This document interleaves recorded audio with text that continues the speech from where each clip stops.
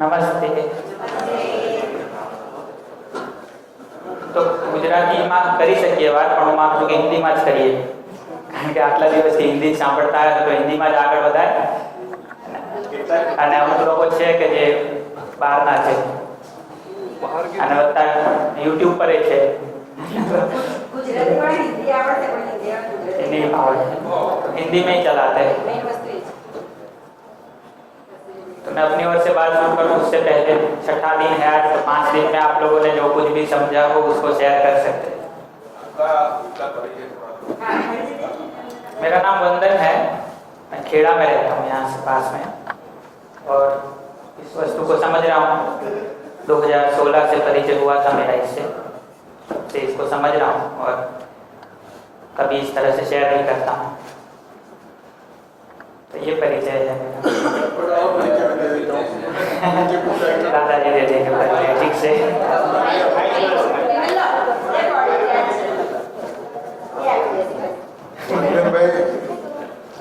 એની ઉંમર પણ ના જતા એનું જે જ્ઞાન છે અને જે એમણે મેળવ્યું છે ઘણું સારું છે. આપણે નક્કી છે કે આપણે એમને સાંભળીશું. પણ એ સારા લેખક છે.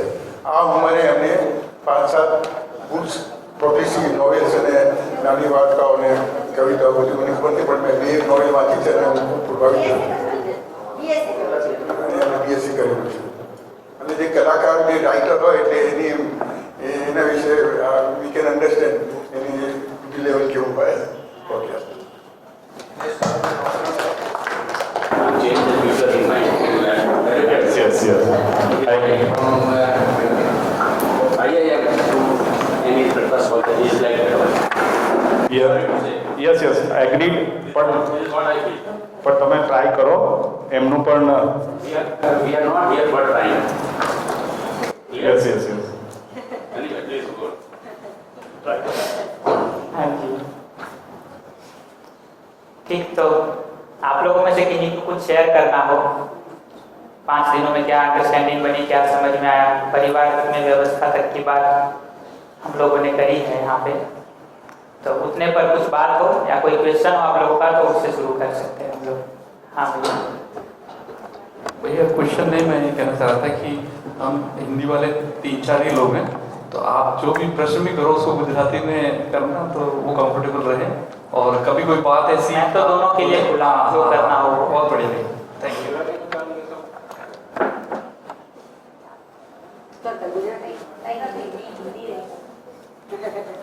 मुझे लगता है बाद में भी श्याम भैया को ही कंटिन्यू करना है. हिंदी रहेगा तो एक फ्लो बना रहेगा, बीच में डिस्टर्ब ना हो कुछ. हाँ जी. आपका क्रॉस शेयर करो पहले. जीवन विद्या का आपका सिर्फ बात करेंगे. हाँ जी. थोड़ा कुछ करो तो विचार. मूल मुद्दो जो तो सुखी થવાનો છે. मूल चाहत देते हर आदमी की सुखी होने की. सामान्य प्रश्न पूछो कि તમે કેમ આ શિબિરમાં આવ્યા છો, સીધો જવાબ છે કે સુખી થવા. कम से कम सुख જે છે એ બનેલું તો રહે, ઓછું ના થઈ જાય. જો એવું લાગશે કે શિબિરમાં સુખ ઓછું કરે છે મારું, તો રોકાશો કે જતા રહેશો? જતા રહીશું. તેમાં હમણાં કાકાએ કીધું કે ભાઈ અમે તો શ્યામભાઈનું સુખ લેતા હતા, કોને ઉભો કરી દીધો હોય છે.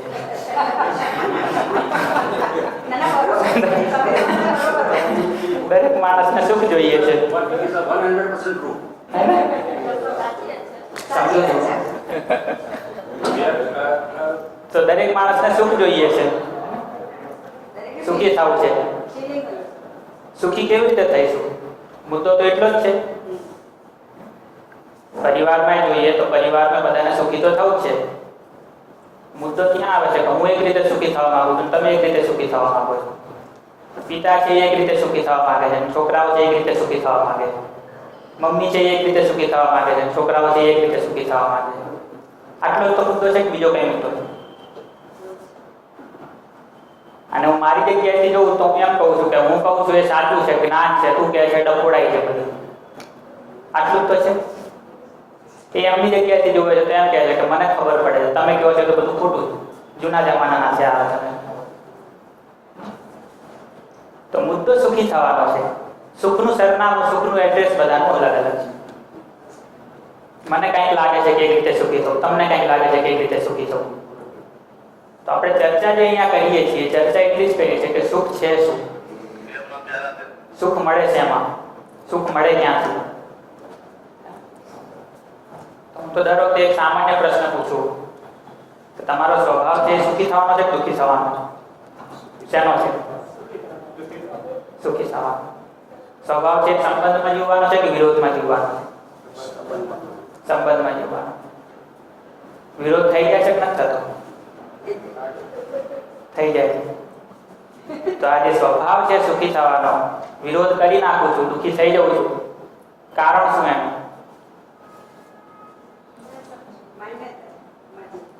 ત્રણ પોસિબલ કારણ હોઈ શકે. એક કારણ તો એ છે કે દુનિયા ખરાબ છે. આ દુનિયા એટલી થર્ડ ક્લાસ છે કે મને હરખી જીવવા દેતી નથી. મારે તો મસ્ત જીવવું છે, મારે તો સુખી થવું છે, મારે તો સ્વભાવમાં જીવવું છે, મારે તો બધાની સાથે હળી મળી જીવવું છે, મારે તો સંબંધમાં જીવવું છે. દુનિયા એવી છે હરખી જીવવા નથી દેતી. એક કારણ તો એ હોઈ શકે. બીજું કારણ એવું હોઈ શકે કે દુનિયા તો બહુ દૂર છે, આજે મને ભટકાણા છે એ જ બધા માથા મારે છે. જે મારા પરિવારમાં જ છે, જે મને જ મળ્યા છે, જે મને જ ગળે વળગ્યા છે, એ બધામાં ઠેકાણા નથી. એ સુધરી જાય તો મજા આવે. બીજું કારણ છે. ત્રીજું કારણ એ છે કે દુનિયા તો જે છે આજુબાજુ વાળા જે છે આ બધાની વચ્ચે મારે મારો સ્વભાવ કેમ જાળવી રાખવો એ પણ નથી આવડતું, એટલે દુઃખી થવાય. કયું કારણ? તમે કયું કારણ ઓળખો છો? પહેલું, બીજું કે ત્રીજું? પહેલું, બીજું કે ત્રીજું? અહીંયા જ કયો છો ત્રીજું?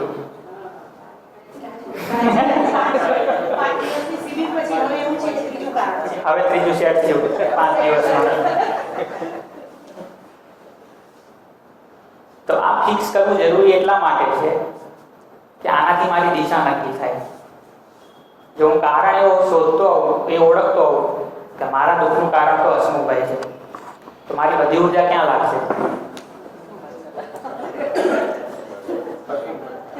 હું જો એમ ઓળખતો હોઉં કે મારા દુઃખનું કારણ તો આ કાકા છે, હવે બધી ઉર્જા ક્યાં લગાડીશ?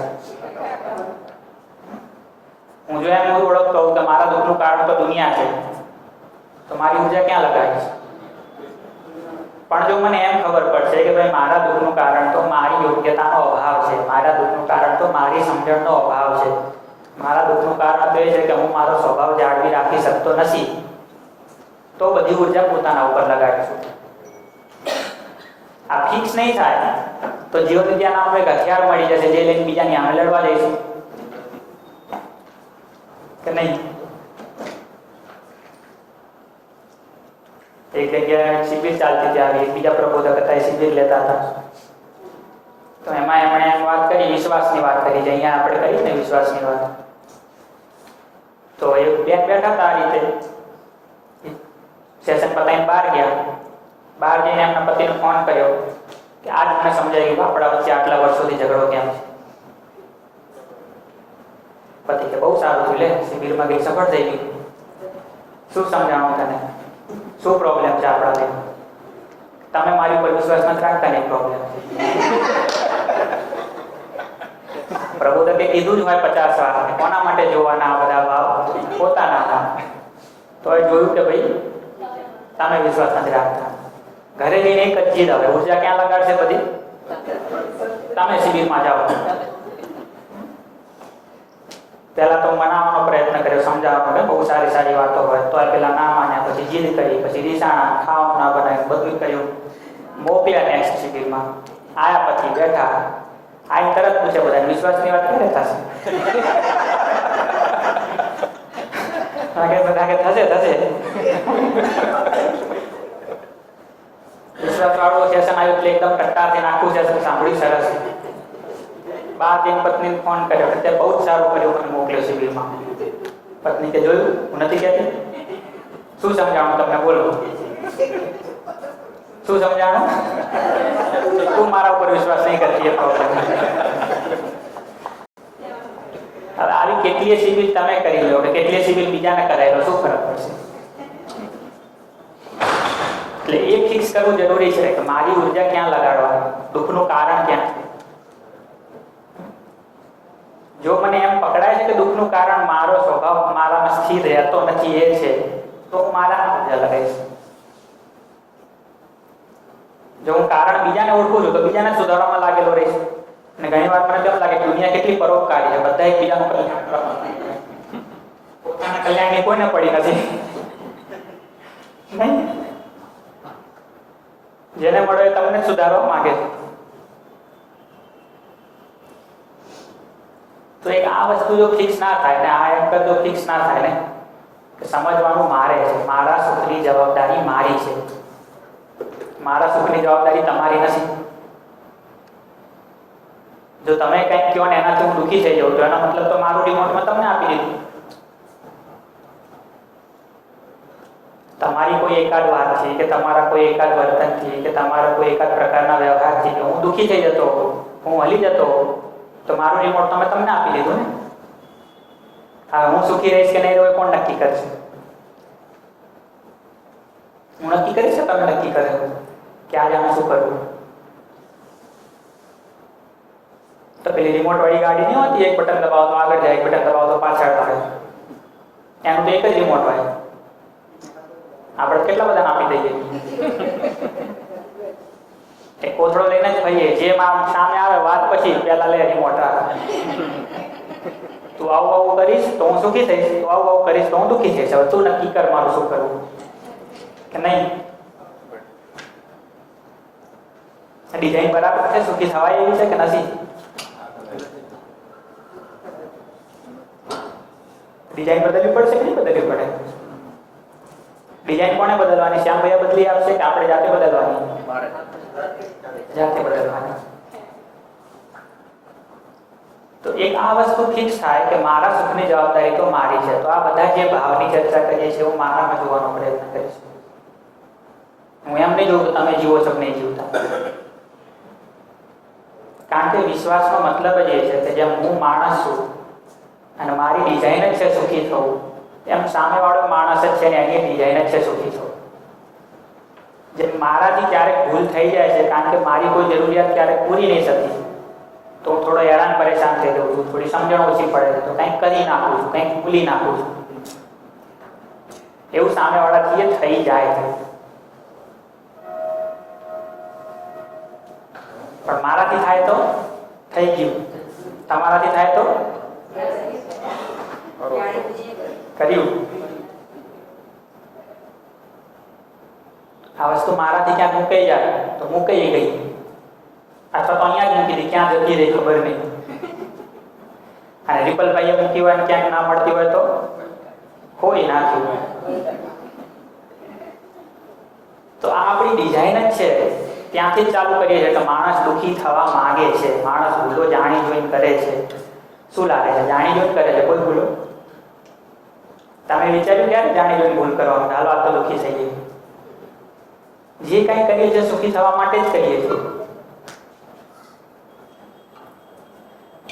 તો એ વિશ્વાસ બનેલો રહે કે સામેવાળો માણસ છે ને એ સુખી થવા જ માંગે છે. એની સમજણ વધારે ઓછી હોઈ શકે પણ ઈચ્છા તો એની સુખી થવાની છે. અને મને ગુસ્સો, ઇરિટેશન, ખીજ ત્યારે જ આવે જ્યારે મારો વિશ્વાસ હલી જાય. જ્યાં સુધી મારો વિશ્વાસ બનેલો રહે કે તમે સુખી થવા જ માંગો છો ત્યાં સુધી હું ગુસ્સે નહીં થઉં. શું કામ થવું? પણ જે સમયે મને એમ લાગે કે ના તમે તો મને દુઃખી કરવા માંગો છો, હવે ગુસ્સો આવશે.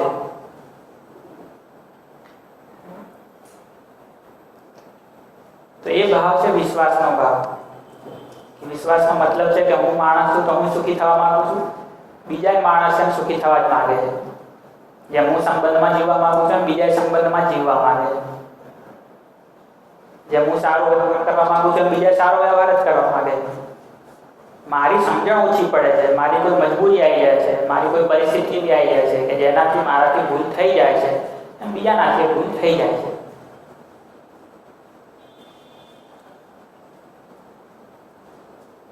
આટલું બરાબર છે કે આમાં કોઈ ડાઉટ છે?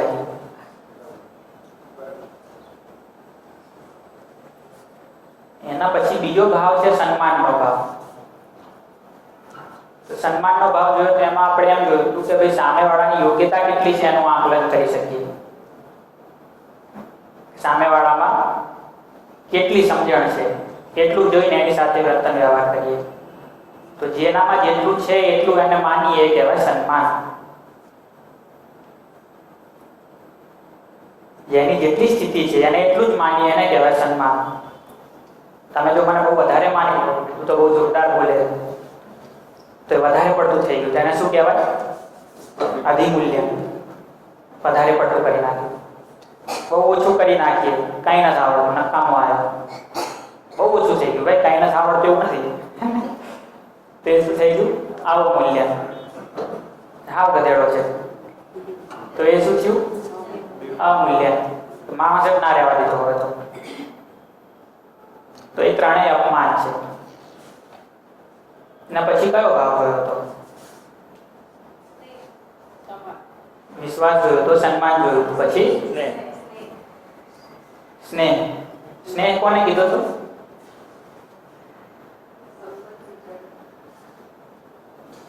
સ્નેહની શું વ્યાખ્યા કરી હતી?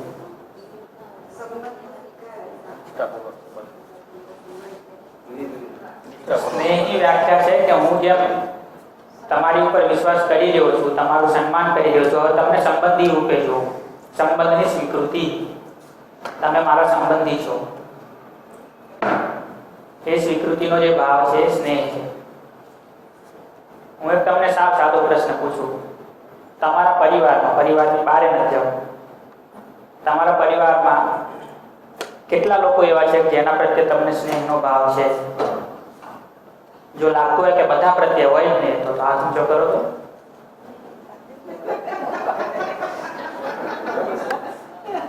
બે ચાર જણને જ લાગે છે, બીજા બધાને શું લાગે છે?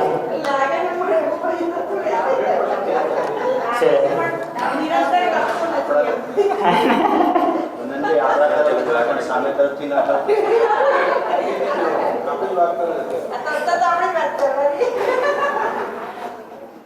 એ જ તો મુદ્દો છે જે કીધું ને કાકાએ કે ભાઈ મારા તરફથી તો હોય, સામેવાળા તરફથી ના હોય તો.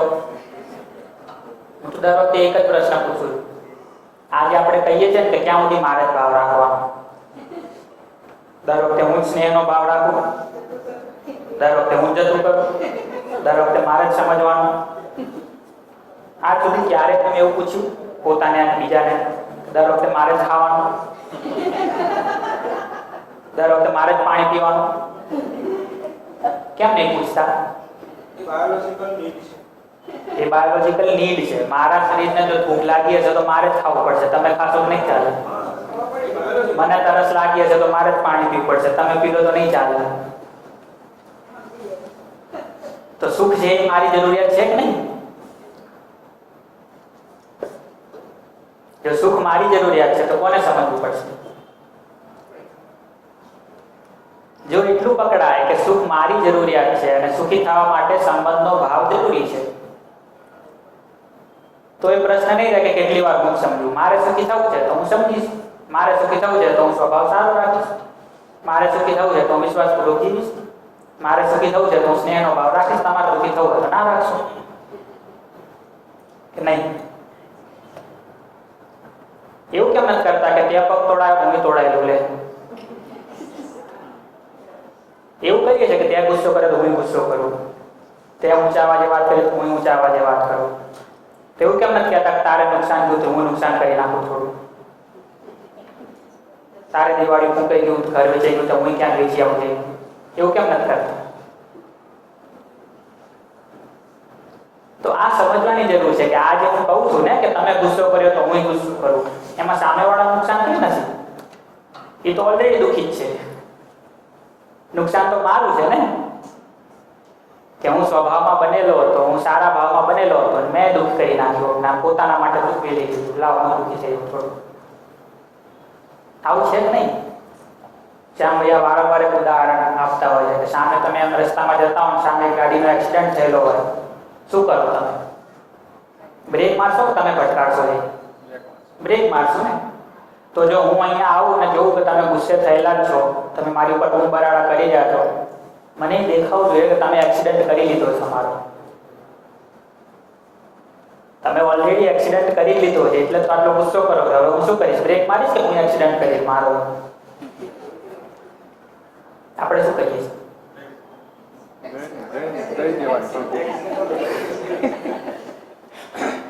આપણે ભટકાડીએ, વધારે જોરથી ભટકાડીએ, એટલે લેતો જા. પણ એમ નથી જોતા કે એને તો ઓલરેડી બધું તૂટેલું હતું, મેં માર્યું તોડાયું. એ તો પહેલેથી જ હેરાન પરેશાન હતો. હું સરસ મૂડમાં હતો, મેં મારો મૂડ બગાડ્યો કે નહીં.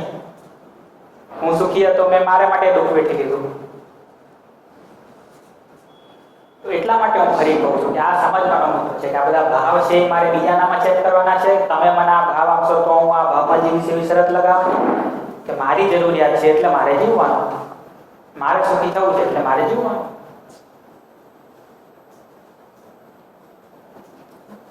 તો હું એમ પૂછતો હતો કે સ્નેહનો ભાવ બધા માટે છે કે નથી? ત્યાં મારા સંબંધી છે બધા. તો એમ કહો તો કે સ્નેહ હોય ત્યાં ઈર્ષા હોય કે ના હોય? ના હોય. સામેવાળાનું કંઈક સારું થાય તો એ જોઈને આપણને ખુશી થાય કે ના થાય? સ્નેહ હોય તો થાય. ક્યારેક એવું બને છે કે નહીં બધું કે ઈર્ષા થઈ જાય છે, એના વધારે વખાણ છે, મારા ના છે, એને કંઈક વધારે મળી ગયું, મને ના મળી ગયું, એ બહુ આગળ નીકળી ગયો, એ બહુ આગળ નીકળી ગઈ. જેમ કે ઘરમાં બે મહિલાઓ હોય, એક મહિલા આજ સુધી ખાવાનું નથી બનાવતી, એને પહેલી વાર ખાવાનું બનાવ્યું. એક હતી રોજ બનાવતી હતી, એક આજ જ બનાવ્યું, અને એ ખાવાનું ખાઈને બધાએ બહુ વખાણ કરી નાખે, આજ સુધી આવું ખાવાનું નહીં ખાધું. તો જે પેલી બીજી અંદર મહિલા બેઠી હશે રસોડામાં, એ શું કરશે? ઈચ્છા કરશે કે? પણ જો હું એમ કહું કે જે અંદર બેઠી છે એ મમ્મી છે, જેને ખાવાનું બનાવ્યું દીકરી છે, તો નહીં થાય. કેમ? કારણ કે સ્નેહ છે. સ્નેહ હોય ત્યાં ઈર્ષા ના આવે, ક્યારે ના આવે? કે આવે? અને ઈર્ષા આવી જાય છે એનો મતલબ શું? સ્નેહ ઓછો પડે છે. તમે તમારા દીકરા દીકરી માટે આજ સુધી જે કંઈ કર્યું એનો કોઈ હિસાબ રાખ્યો કે આટલું આટલું કર્યું તારા માટે? હિસાબ છે કોઈ? નથી. સ્નેહ હોય એમાં હિસાબ હોય? હિસાબ તો વેપારમાં હોય. પણ જો હિસાબ આવી જાય તો ઘણા સંબંધો એવા છે જ નહીં જેમાં હિસાબ રાખીએ છીએ. અમે એના ઘરે ગયા હતા તો 500 કાલે હતા, એને અમારા ઘરે 250 પતાવ્યું કે નહીં? તો હિસાબ છે તો સ્નેહ છે કે નથી? તો આ સ્નેહનો ભાવ છે. અને હું તમને મારા સંબંધી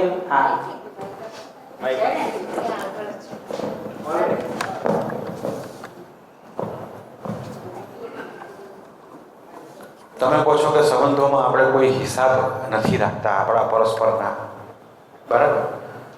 તો ઘણી વખત બાળકોને આપણે કઈ વસ્તુ બતાવવાની હોય, શીખવવાની હોય, તો તે ટાઈમે આપણે હિસાબનું એટલા માટે પણ બતાવવું પડે છે કે એ લોકોમાં બી સુધારો થાય, એ લોકોમાં બી સંસ્કાર કહેવાય. અથવા તો પત્ની હોય તો એને ન ખ્યાલ આવતો હોય તો ખ્યાલ આવે.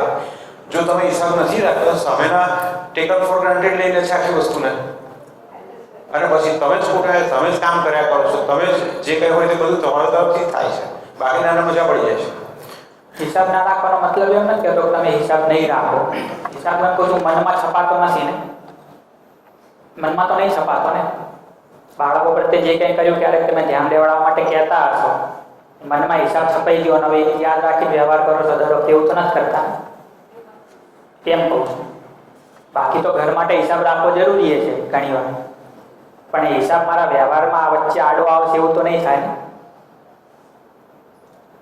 એ બેમાં ફરક ખબર પડે છે કે હિસાબ રાખીએ છીએ બરાબર છે, પણ હિસાબ વ્યવહારમાં આડો આવે છે, સંબંધમાં વચ્ચે એક બાધા બને છે, મનમાં છપાઈ ગયો છે, એવું તો નથી થતું ને. જ્યાં સ્નેહ છે ત્યાં તો નથી થતું. જ્યાં બધી પરિસ્થિતિઓ સાનુકૂળ રહેતી હોય છે ત્યાં તો એવો કોઈ પ્રોબ્લેમ જ નથી થતો. એ જ કહું છું, ત્યાં તો નથી થતું. તો એ સ્નેહનો ભાવ છે કે હું તમને સંબંધી રૂપે સ્વીકારું છું, તમારું શુભ ઈચ્છું છું, તમારી પ્રગતિ થાય તો એ જોઈને ખુશ થવું છું. બીજો ભાવ છે એના પછી મમતાનો ભાવ અને વાત્સલ્યનો ભાવ. તો મેં તમને સંબંધી તરીકે સ્વીકાર્યા તો તમારા શરીરનું ધ્યાન રાખીશ ને તમારા સંસ્કારોનું ધ્યાન રાખીશ. માણસનામાં જોયું હતું ને કે માણસ એટલે હું અને શરીર, મેં ઓર શરીર. તો હું તમને સંબંધી રૂપે સ્વીકારું તો તમારા ખાવા પીવાનું ધ્યાન રાખીશ, તમારા સંસ્કારોનું ધ્યાન રાખીશ. તો આજે શરીરનું સંરક્ષણ, શરીરનું પોષણ કરવાનો ભાવ છે, મમતાનો ભાવ છે. અને જે જીવનનું એટલે કે સેલ્ફનું, સંસ્કારોનું પોષણ સંરક્ષણ કરવાનો ભાવ છે, વાત્સલ્યનો ભાવ છે. એ જ ક્રમમાં આગળ જોઈશું તો મને એક શ્રેષ્ઠતાની સ્વીકૃતિ થશે કે આ શ્રેષ્ઠ છે, આ શ્રેષ્ઠતા છે. તો એના પ્રત્યે જે ભાવ છે, શ્રદ્ધાનો ભાવ છે.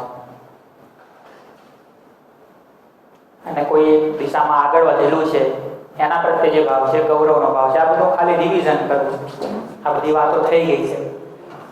તે ગૌરવનો ભાવ છે. મારા માટે કોઈએ કંઈ કર્યું છે તો એ કૃતજ્ઞતાનો ભાવ છે. અને છેવટે આ કોઈ અસ્તિત્વ જે છે મારી સાથે સંબંધિત છે, મારી સાથે જોડાયેલું છે. હું આખા અસ્તિત્વ સાથે જોડાયેલો છું. કોઈ પારકું નથી, કોઈ પરાયું નથી. તો એ જે ભાવ છે, અનન્યતાનો ભાવ, પ્રેમ. તો વિશ્વાસથી લઈને પ્રેમ સુધીની આટલી વાતો આપણે જોઈ, જેને કીધું પરિવારમાં વ્યવસ્થા. આજે મારે થોડીક સમાજમાં વ્યવસ્થાની વાત કરવી છે. નવો ટોપિક આગળ એનો સમાજમાં વ્યવસ્થા. હા, માઇકમાં બોલ, બીજાને સમજો.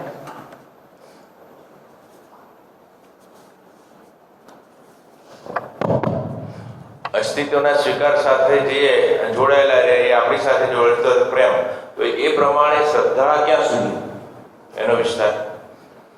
શ્રદ્ધાનો મતલબ છે કે આ જે ચારે સ્તરની વ્યવસ્થા છે ને, સ્વયંમાં વ્યવસ્થા, પરિવારમાં વ્યવસ્થા, સમાજમાં વ્યવસ્થા, પ્રકૃતિમાં વ્યવસ્થા, એ ચારેનું જે પૂર્ણ જ્ઞાન જે છે એ જેણે મેળવી લીધું છે એ માણસ પ્રત્યે જે મને સ્વીકૃતિ છે, એ શ્રદ્ધા છે કે આ માણસ શ્રેષ્ઠ છે. એના જીવવામાં, એના આચરણમાં ચારે લેવલની ક્લેરિટી દેખાય છે. બધી રીતે સ્પષ્ટતા છે, બધી જાતની સમજણ છે. એના જીવવામાં એક સ્પષ્ટતા છે.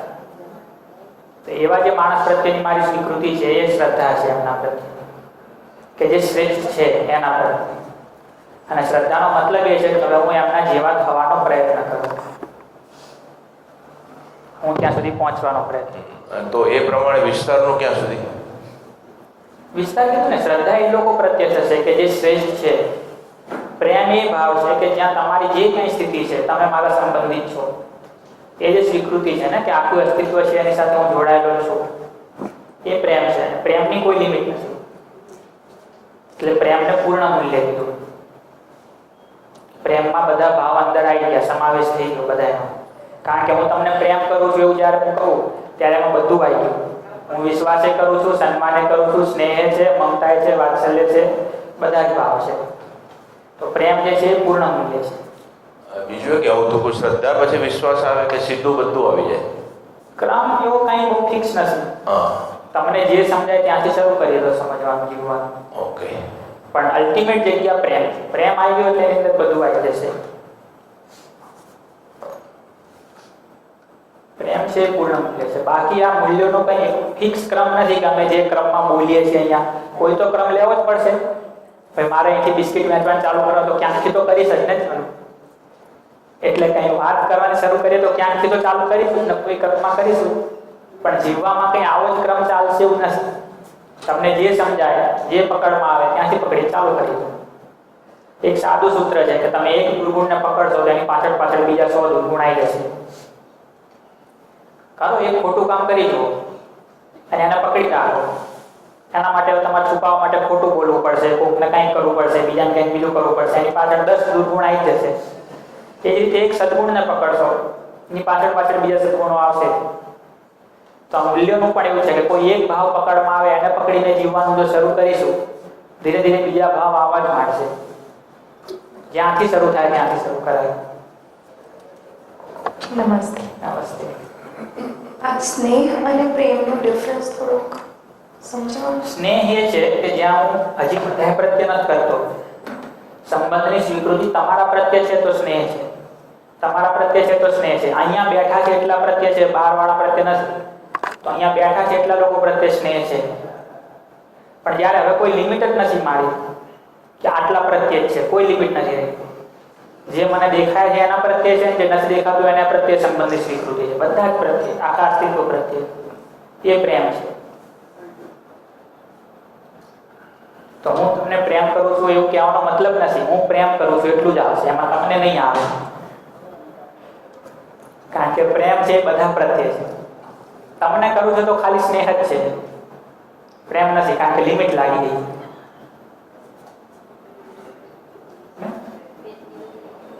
પ્રેમમાં કોઈ લિમિટ નથી.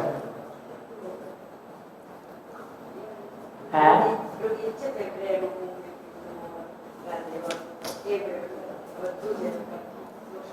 આખી સૃષ્ટિ પ્રત્યે જોડાયેલો છું, એ ભાવ જે છે એ પ્રેમ છે. તમારા પ્રત્યે જોડાયેલો છું એટલો ભાવ છે ખાલી, બીજા બધા વાળા માટે નથી. તો તમારા પ્રત્યે જે છે એ સ્નેહ છે. અને જ્યારે મેં કીધું ને કે પ્રેમ છે એટલે સ્નેહ તો અંદર આવી જશે.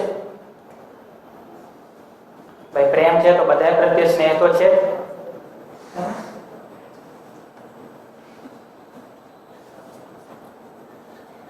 હા, માઇક લીધું.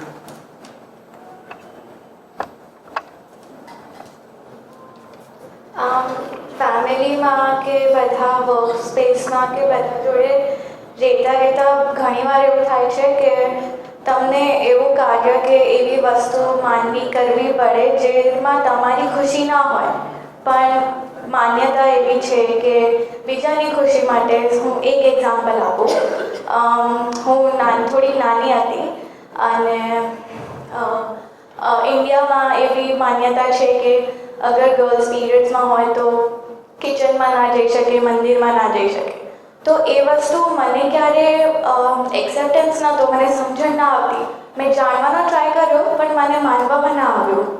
અને મારા બા એ વસ્તુમાં કટ્ટર છે કે કિચનમાં તો નહીં જવાનું. તો હવે મને નથી ગમતું કે મને ના જવા મળે, પણ એમની રિસ્પેક્ટ ઓર એમની ખુશી માટે હું માનું.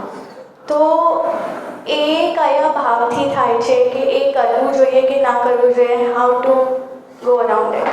બે મુદ્દા છે એમાં. પહેલો મુદ્દો તો ભાવનો છે કે એમના પ્રત્યે જે સ્નેહનો ભાવ છે, જે વિશ્વાસ છે, સન્માન છે, બનાવી જાળવી રાખો. બીજી વાત અગત્યની આવે છે કે હવે વાત કઈ રીતે કરવી. ભાવ તો છે મારો, હવે વાત કઈ રીતે કરવી. તો વાત કરવાની કલા વિશે પણ ક્યારેક શિબિરોમાં વાત કરતા હોઈએ છીએ. અહીંયા કરી ને શ્યામભાઈ કેટલી કરી એવો ખ્યાલ નથી, કરી જશે. તો એ વાત કઈ રીતે કરવી, હવે સંવાદ કઈ રીતે કરવો, એની પ્રેક્ટિસ જોઈએ. કે મારી શું નીડ છે, મારી શું જરૂરિયાત છે, હું રજૂ કરું. તમારી શું નીડ છે, તમારી શું જરૂરિયાત છે, એને સમજવું. બેની વચ્ચે કોઈ કોમન સ્ટ્રેટેજી નીકાળવું. ફોર્મ્યુલા તો એટલું જ છે કે ભાઈ તમારી શું જરૂરિયાત છે એ હું સમજું, મારી શું જરૂરિયાત છે હું મૂકું, એના ઉપર બે એગ્રી થઈ જઈએ. પછી હવે કોમન સ્ટ્રેટેજી શું નીકળશે કે તમારી એ વાત નીડ પૂરી થાય, મારી એ પૂરી થાય, એની ઉપર વિચારીએ સાથે મળી. હાલ થાય છે શું, આપણે એકબીજાને ખોટા પાડવા માટે ઊભા રહી જઈએ, એટલે વાત થતી, પછી ઝઘડા થાય, વિવાદ થઈ જાય.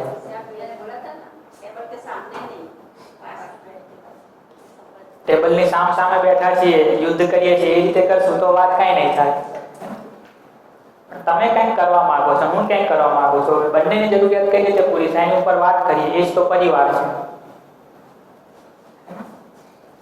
તો આ અમુક મુદ્દા પણ જે છે જે કાલે વાત કરી જશે. પરિવારમાં જીવવું હોય તો એના સંદર્ભમાં શું શું જોઈશે વાત. તો એક બહુ બેઝિક પોઈન્ટ છે જે શ્યામભાઈ ઘણી વાર કીધા કરે છે કે કોણ સાચું કોણ ખોટું એ પરિવારનો મુદ્દો ના હોય. શું સાચું શું ખોટું એના ઉપર વાત થાય, વ્યક્તિ ઉપર લઈને નહીં, વિષય ઉપર. હા, મારી આગળ છે.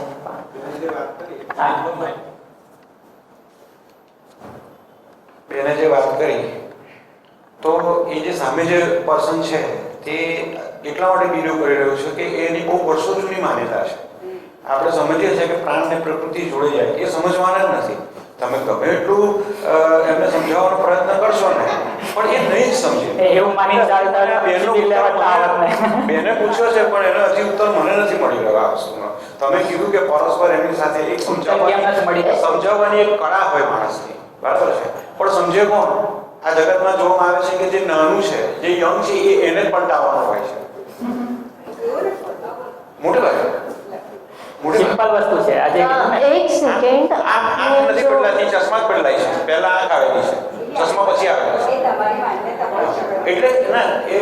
ડીપમાં નહીં જઈએ, પણ મારો મુદ્દો માત્ર એ છે કે પર્ટિક્યુલરલી જો આપણે એમના એક્ઝામ્પલની સાથે જોઈએ કે જે સામેનું પર્સન વર્ષોથી માને છે કે માનવા જ તૈયાર નથી, તો તે સંદર્ભની અંદર જો કંઈ પ્રકાશ પાડી શકતા હોય તો એવા સંજોગોમાં આપણે શું કરવું? પર્ટિક્યુલરલી એક કેસને સ્ટડીને લઈને જ આગળ વધીએ આપણે. સિમ્પલ વસ્તુ છે, જે પહેલી જ તમે વાત કરો છો ને કે સમજવા જ માંગતા નથી, કે સમજશે જ નહીં, હવે કાંઈ પણ કરો હવે નહીં મેળ આવે. હું પહેલા ચાલુ જે લઈને કરતો હતો અને આ ના સમજે. આમાં બી અમે લોકોએ બધું ઘણું બધું શીખ્યા છે. હું લેન્ડમાર્કમાં બી થોડું ઘણું શીખી છું. આ જીવન વિદ્યામાં તો કેવું હોય છે કે આપણા પહેલાં ડિસિઝન તૈયાર લઈને જ બેઠા હોય છે. હવે તમે કોઈ બીની જોડે વાત કરો તો એટલીસ્ટ પહેલાં તમે ડિસિઝન લઈ જ લીધું છે આ નહીં માનવાના, તો એ પછી તમે વાત કરવાની સ્ટાઇલ બી તમારી એવી જ રહેશે. તમે ગમે તેટલી વાત કરશો તો મગજમાં તો એ જ ચાલતું છે કે સાંભળવાના નથી, આ અવાજ રહેવાના, આ સાંભળવાના નથી, આ વાત. પછી એ વાત તમે એ રીતે નહીં રજૂ કરી શકો કે જે રીતે તમારે એકચ્યુઅલ રજૂ કરવી છે. હા, એ તો બરોબર છે. એક સાદો કિસ્સો છે આ. એ વાત સાચી છે, પણ 100% તમે એવું ના કહી શકો કે ઘણા ઉંમરવાળા સારા બી હોય છે, બદલાઈ બી જાય છે, એવું નથી હોતું.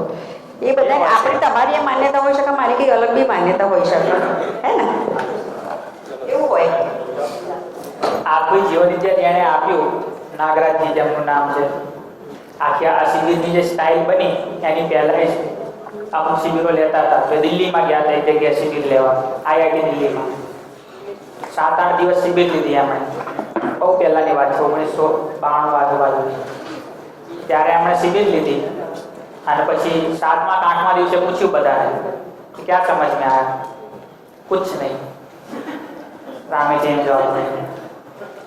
પછી બીજો પ્રશ્ન પૂછ્યો કે હજી બીજા 7 દિવસો રોકાવું અને હજુ 7 દિવસ વાત કરું તો કંઈ ખબર પડશે? બિલકુલ નહીં. તો એ જ્યારે પાછા આવતા હતા ત્યાંથી, ત્યારે એમણે વિચાર્યું કેમ આવું થયું? તો એમણે 2 ઓપ્શન વિચાર્યા. જેણે પૂર્ણ જ્ઞાન મેળવ્યું જે માણસે, એ માણસ શું વિચારતા હતા એ કહું છું. તો એમણે કીધું 2 ઓપ્શન હોઈ શકે. પહેલું, मेरी बात बड़ी है इनकी बुद्धि छोटी है. મારી વાત મોટી છે, આમની બુદ્ધિ નાની છે, આમાં જશે જ નહીં. એક ઓપ્શન આ. બીજો ઓપ્શન, સમજવા તો બધાય માગે છે, મને આવડતું નથી, રીત બદલવાની જરૂર છે. એમણે બહુ વિચાર્યું કે બેમાંથી કયો ઓપ્શન લઈને ચાલો. મારી વાત મોટી છે, આમની બુદ્ધિ નાની છે, એવો ઓપ્શન લઈને આગળ વધું કે એ સમજવા તો માગે છે અને સમજી જ શકશે, મારે મારી રીત થોડીક ઇમ્પ્રૂવ કરવાની જરૂર છે. તો એમણે બીજો ઓપ્શન લીધો, એટલે આપણે આ શિબિર મળી આવે. એમણે પહેલો ઓપ્શન જો લઈ લીધો હોત તો આજે આપણને આ શિબિર ના મળી હોત.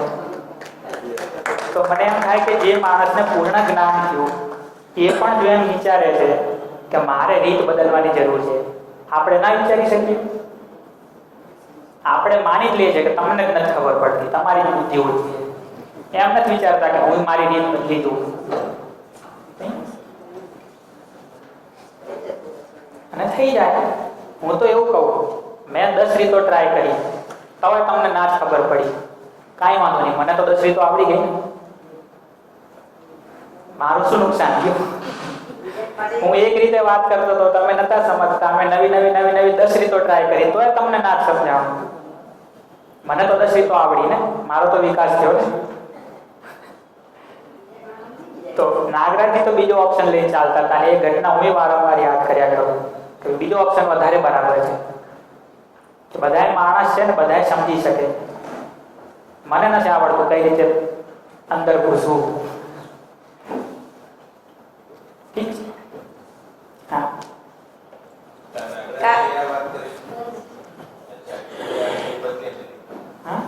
કાલે સંવાદમાં એવું ભણવામાં આવ્યું કે આવી એમ કે તમે કોઈના વાત કરતા તો નિર્ણય ના લેવો પહેલા. એમ ઘરમાં હોય, છોકરાઓ જોડે આપણે વાત કરવી હોય, છોકરું સાંભળતું જ ના હોય, તો આપણે નક્કી કરીએ કે આપણે ગાતું સાંભળવાની ટ્રાય કરીએ. તો ટ્રાય કરવામાં કંઈ થાય નહીં. સામૂહિક જ્યારે કહેવામાં આવ્યું કે યશ સૌનો છે, પૈસા સૌના છે, એ ચર્ચા ઉપર હતું. કેમ કે સંવાદ કરીએ તો પહેલાં નિર્ણય નહીં લેવાનો, પહેલાં બધાની સહમતિ લેવાની અને બધા સહમતિ લઈ પછી ચર્ચા કરીએ તો ક્યાંક સારા વ્યવસ્થિત ડિસિઝન ઉપર જઈ શકીએ. તો આમાં બી એપ્લાય કરી શકાય. બહુ બધા જે ફોર્મ્યુલા અહીંયા જે કહેવામાં આવે છે ને, તમે જોશો કે કોઈ એવી બહુ મોટી વાત નહીં કરી દેતા. ઘણી વાર મને તો એમ લાગે કે જિંદગી સારી રીતે જીવી તો બહુ સહેલું કામ છે. આપણે એટલું બધું માનીને બેઠા છે કે આપણે જ અઘરું બનાવી નાખ્યું છે. બાકી નાના નાના સિદ્ધાંતો જ છે. આપણે સમાજની વાત ઉપર થોડાક આગળ વધી જઈએ. હા, એટલે દીકરીએ જે કહ્યું ને એમાં એના મૂળમાં જવું પડે કે એના બા દાદા એ વિશે શું વિચારે છે. પહેલાં તો એમના જોડેથી બધી વાત કઢાવવી પડે અને પછી યોગ્ય રીતે આપણે એમને સમજાવી શકીએ. કેમ કે આપણા એ શું વિચારે છે એ અમને ખબર ના હોય તો આપણે બધું ગમે તે કરતા રહીએ. પણ એકચ્યુઅલી એમના મનમાં શું છે, બધી બાર વસ્તુ આવે તો પછી આપણે એમાં આગળ વાત થઈ શકે. એ તો પછી વાત થઈ શકે. કોઈ પણ સંવાદની શરૂઆત સમજાવવાથી ના થાય, સમજવાથી થાય. આપણે ચાલુ જ કરીએ છીએ સમજાવવાથી કે હું કેમ કરીને તમને સમજાવું. સંવાદની શરૂઆત સમજવાથી કરી દો ધીરે ધીરે આ બધા પ્રયોગ. હાલ તો ખાલી વાત કરીએ છીએ. કોઈ વાર વાત ક્યાંથી ચાલુ કરો, હું સમજાવવા નથી બેઠો, સમજવા બેઠો. સામેવાળો બોલી બોલીને કેટલું બોલશે.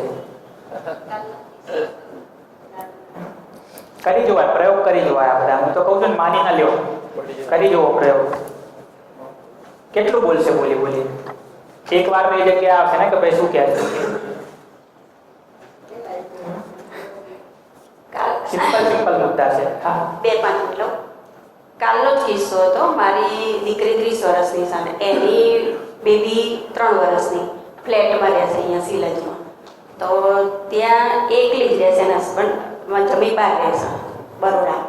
તો અચાનક 12 વર્ષની કોઈ છોકરી રમતી હતી, એનું રેકેટ માથામાં વાગ્યું એવું એનું સૂઝવાય માંડ્યું અને એકલી રહેતી ડરી ગઈ. તો બહુ રડવા બંને લાગ્યા. તો આજુબાજુમાં 2 પાર્ટ થઈ ગયા કે ભાઈ જેને માર્યું એના પક્ષમાં 4 લોકો થઈ ગયા, 4 આના પક્ષમાં થઈ ગયા.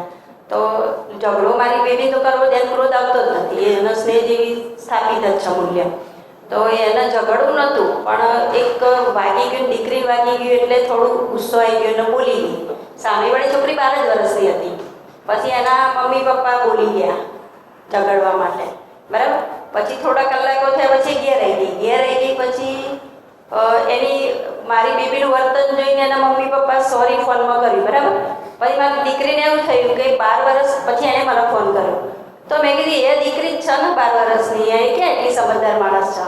તો થાય, ઘટના તો બની જાય એમાં કંઈ આપણે તો કે મેં ગુસ્સો કર્યો જ નહીં. તમે છતાંય એના મગજમાં એક ફિટ થઈ જાય કે મારાથી વાગી ગયું. તો તું એની દીકરીને સોરી કહી દે, અથવા એમ કે મને ટાઈમે માનું વાત્સલ્ય હતું, મારે તને કહેવાય ગયું, પણ મારો ઈરાદો આવો નહોતો, તો તું સોરી બોલ. તો એ નાની દીકરીને સોરી બોલવા દે. તો ઘટનાનું સોલ્યુશન ફટાફટ આવી ગયું. પછી જે ટોળા હતા તો વિખરાઈ ગયા અને ભાવ સ્નેહનો એકબીજા પર પહોંચી ગયો. અને ફ્લેટના અહીંના લોકો જ્યાં આપણે એમ વિચારે કે આ લોકો ત્યાં તો સમજ હોય જ નહીં, બધા મારામારી પર જ ઉતરી જાય જ્યારે ભેગા થાય ત્યારે. તો એવા ફ્લેટની અંદર અમે સ્થાપિત મૂલ્યની હમણાં ગઈકાલે જ કર્યું એવા આમ. સ્વયંમાં વ્યવસ્થાની વાત કરી, પરિવારમાં વ્યવસ્થાની વાત કરી. હવે થોડીક વાત કરીએ સમાજમાં વ્યવસ્થાની. પછી વાત કરશું પ્રકૃતિમાં વ્યવસ્થાની, અસ્તિત્વમાં વ્યવસ્થાની.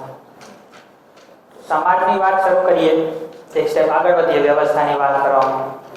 એમ લાગતું હશે કે જે પરિવારની ચર્ચા તો પૂરી નહીં થઈ અને સમાજમાં આગળ વધી ગયા, પણ એવું જ થાય. બધી ચર્ચાઓ ચાલુ થાય, પૂરી નહીં થતી. શિબિરનો આશય જ એ છે કે ભાઈ આપણી અંદર કંઈક કામ ચાલુ થઈ જાય, પછી તો ઘણું બધું છે આગળ. તો સમાજમાં વ્યવસ્થાની વાત કરતા પહેલા 1-2 મુદ્દાની વાત હું કરી લઉં કે આના વિશે, સમાજ વિશે. સમાજમાં વ્યવસ્થાની જ્યારે પણ વાત કરીશું ત્યારે અહીંયા જે વાત કરીશું એક વ્યવસ્થિત સમાજ હોય તો કેવો હોય એની વાત કરીશું કે સમાજમાં વ્યવસ્થાનું સ્વરૂપ શું હોય. આજના સમાજની સ્થિતિ જોશો તો તમને ઘણું બધું અલગ લાગશે કે આજે તો આવું નથી. તો પ્રશ્ન થશે કે શું કરવું. તો સમાજમાં વ્યવસ્થાની વાત કેમ કરીએ છીએ? 2 આશય છે. પહેલો આશય તો એ છે કે મને ક્લિયર રહે, મને એક વિઝન સ્પષ્ટ થાય કે સમાજ હોય તો કેવો હોય. અને બીજું સૌથી અગત્યનું કે સમાજ એવો બને એના માટે મારી ભાગીદારી શું એ હું એમાં નક્કી કરી શકું. એના વગર વાત કરવાનો શું મતલબ? તો સમાજમાં વ્યવસ્થાની વાત કરતા પહેલા થોડું માઇન્ડસેટ ક્લિયર થાય ને કે ભાઈ કેમ વાત કરવાની છે. તો એક તો આશય એ છે કે ભાઈ આપણે એમ નથી કહેતા કે સમાજ આવો છે, આપણે એમ વાત કરીએ છીએ કે સમાજ કેવો હોય, કેવો હોવો જોઈએ, કેવો હોવો આપણને સ્વીકાર છે.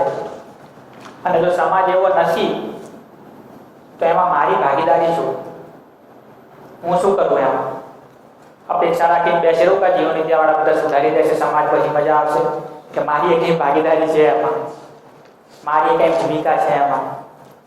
તો આ વાત સમજવાના આશયથી સમાજમાં વ્યવસ્થાની વાત કરીએ. પહેલો તો શબ્દ આવે એમાં સમાજ.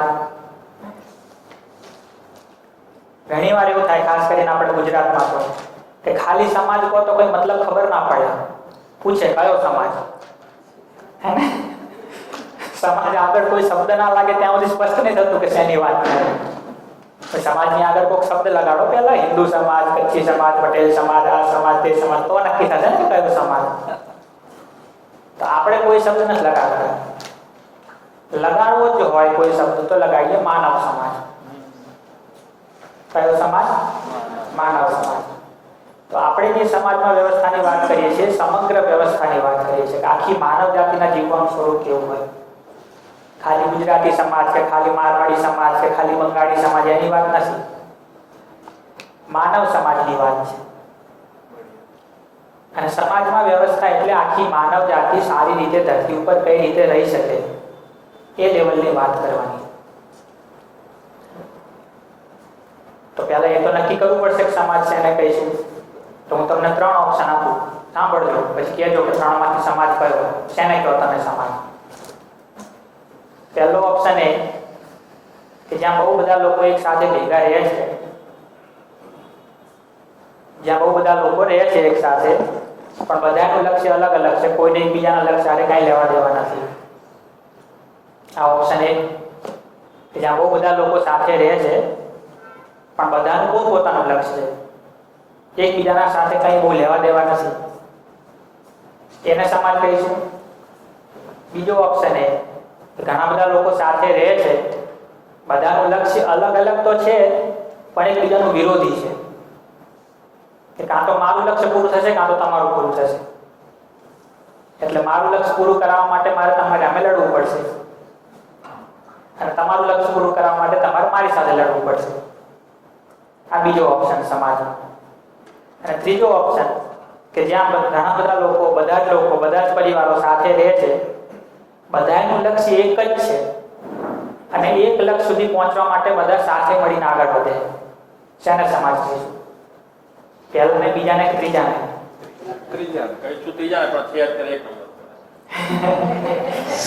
सारी स्थितियां कहलाएगी तो समाज ही, परंतु जो बेहतर स्थिति है वो जो आपने अंत में बताई कि लक्ष्य भी एक है और सब मिलजुल के भी रह रहे हैं. बिल्कुल.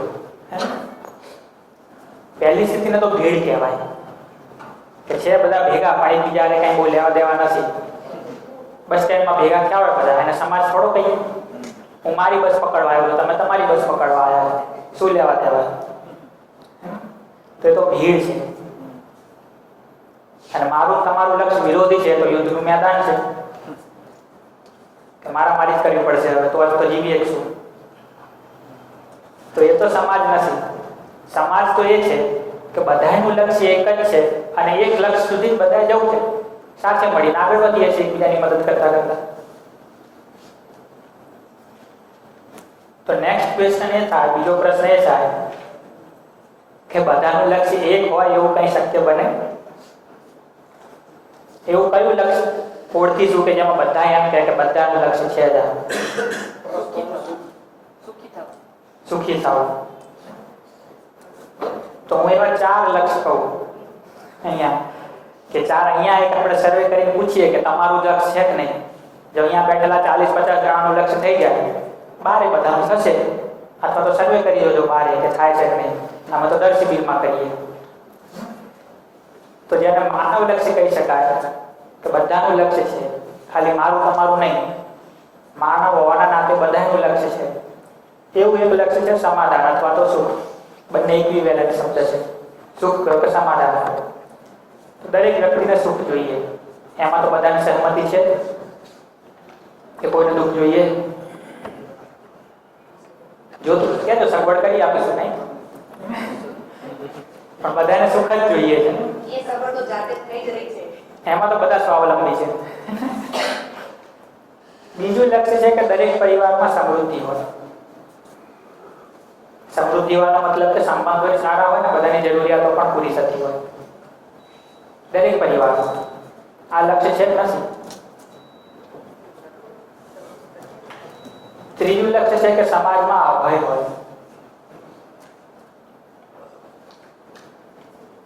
અભય એટલે કે જ્યાં કોઈ અપરાધ ના થતા હોય, ભય ના હોય કોઈ જાતનો. તમે સમાજમાં કોઈ પણ વ્યક્તિને મળો, તમારે ભયભીત ના થવું પડે કે હમણાં લૂંટી લે છે, મને નુકસાન કરી નાખશે, કે આનાથી સાચવવું પડે, એવો કઈ ભય ના હોય. તો એક લક્ષ્ય છે કે સમાજમાં અભય. આ લક્ષ્ય છે કે નહીં આપણું? અને ચોથું લક્ષ્ય છે કે આપણે પ્રકૃતિમાં અસ્તિત્વમાં સહઅસ્તિત્વ, સંતુલન. માણસ, જીવજંતુ, પશુ પક્ષી, વૃક્ષો આ બધું હળી મળીને સરસ રીતે સાથે મળીને અસ્તિત્વ ધરાવે, સહઅસ્તિત્વ. જ્યાં વરસાદ નિયમિત થતો હોય, ગરમી ઠંડી પ્રમાણસર હોય, જે નિયમ પ્રમાણે થવાનું હોય એ થાય, તો એને કહેવાય સહઅસ્તિત્વ. આખા પ્રકૃતિમાં આખા અસ્તિત્વમાં સહઅસ્તિત્વ. બોલો તો તમને શું લાગે છે, આ ચારે તમારું લક્ષ્ય છે કે નથી? જે કઈ મહેનત કરો છો આ ચારમાંથી કઈ એકાદું કરવા માટે તો કરો છો ને? આપણી પોતાની પ્રવૃત્તિ વિચારી જુઓ તો સવારે જાગીએ ત્યારથી માંડીને રાત્રે ઊંઘીએ, એમાં જેટલું પણ કરીએ છીએ આ ચારમાંથી તો એક જગ્યાએ આવે છે. કાં તો હું પોતે સુખી થવા માટે કંઈક કરું છું, કાં તો મારા પરિવારની સમૃદ્ધિ માટે, પરિવારના સુખ માટે કંઈક કરું છું, કાં તો જો સમાજમાં જઈને કામ કરું છું તો સમાજને અભય મળે, સમાજમાં બધા સરખી રીતે જીવે એના માટે કંઈક કરું છું, કાં તો પ્રકૃતિ માટે કંઈક કરું છું. આટલા માટે તો કરું છું, આનાથી બહારનું કંઈ હોય તો ગણાવો તો. આ ચાર સિવાયનું કંઈ કરીએ?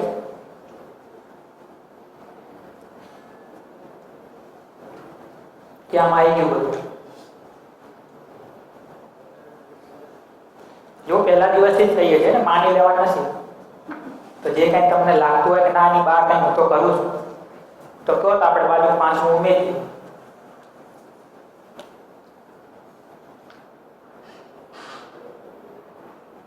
એક એવી પ્રવૃત્તિ યાદ કરો તો કે જે આ ચારેમાં ના આવતી હોય.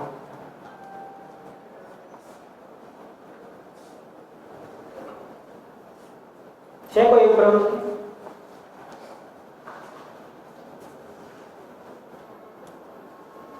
એવો પ્રશ્ન થાય, પ્રવૃત્તિ કેવી રીતે કરવી?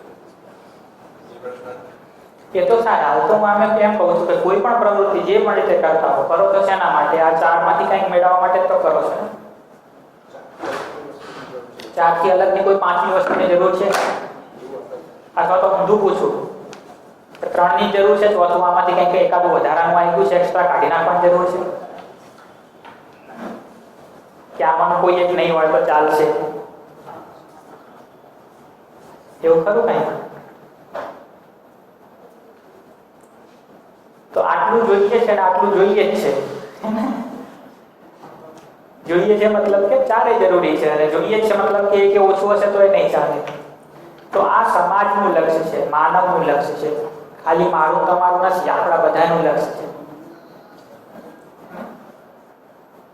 તો જો આ લક્ષ્યને લઈને ચાલીશું તો એમ ખ્યાલ આવશે કે આખા સમાજની દિશા તો એક જ છે, આખા સમાજનું લક્ષ્ય તો એક જ છે. શું લક્ષ્ય છે? સમાધાન, સમૃદ્ધિ, અભય અને સહઅસ્તિત્વ. દરેક માણસમાં સમાધાન, દરેક પરિવારમાં સમૃદ્ધિ, સમાજમાં અભય, પ્રકૃતિમાં અસ્તિત્વમાં સહઅસ્તિત્વ. એ તો લક્ષ્ય છે.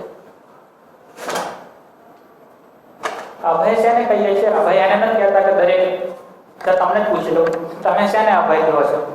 ક્યાંયથી બહાર નીકળો તરત પોલીસ ઉભેલી દેખાય, રસ્તે રસ્તે મિલિટરીની ગાડીઓ ફરતી હોય, એને અભય કહેવાય કે એની જરૂર જ ના પડે એને અભય કહેવાય? શેને અભય? જરૂર જ ના પડે. તો અપરાધ થાય છે અને અપરાધને રોકવા માટે બહુ બધી સિસ્ટમ ઊભી છે, એને અભય કહીશું કે અપરાધ થતા જ નથી એને અભય કહીશું? અપરાધ થતા જ નથી એને અભય કહીશું. તો અભયનો મતલબ એ છે કે સમાજમાં એ લેવલની સ્થિતિ થઈ ગઈ છે કે અપરાધ જ નથી થતા. નિશ્ચિંત થઈને તમે સમાજમાં ગમે ત્યાં ફરી શકો, નિર્ભય થઈ લખી શકાય નિર્ભય. એક જ છે. સમાધાન જે છે ને એ સમજણના અર્થમાં છે. અત્યારે તમે જે વાત કર્યા છો હા, સમજણ. આપણે ગુજરાતમાં સમાધાન એટલે જેમ તેમ કરી સેટ કરી દીધું બધું, એને સમાધાન કહીએ, સમાધાન કરી લીધું એમ. એ સમાધાનની વાત નથી. આ સમાધાનનો મતલબ સાચી સમજણ.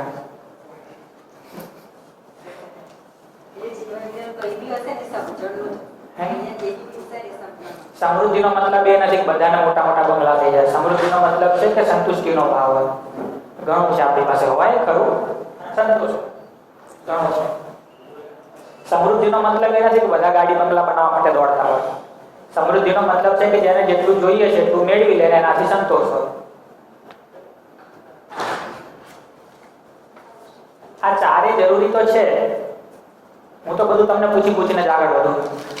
આજે તમને જ પૂછું, ચારે જરૂરી છે એમ તમે કીધું. ચાલુ કરવું હશે તો ક્યાંથી કરીએ?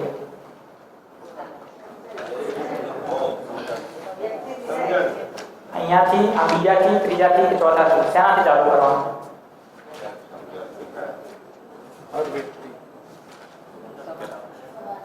એક શબ્દની જરા સ્પષ્ટતા કરો. હા, બોલો. મારી સમજ હા, અભય અને નિર્ભય બંનેમાં ફરક છે.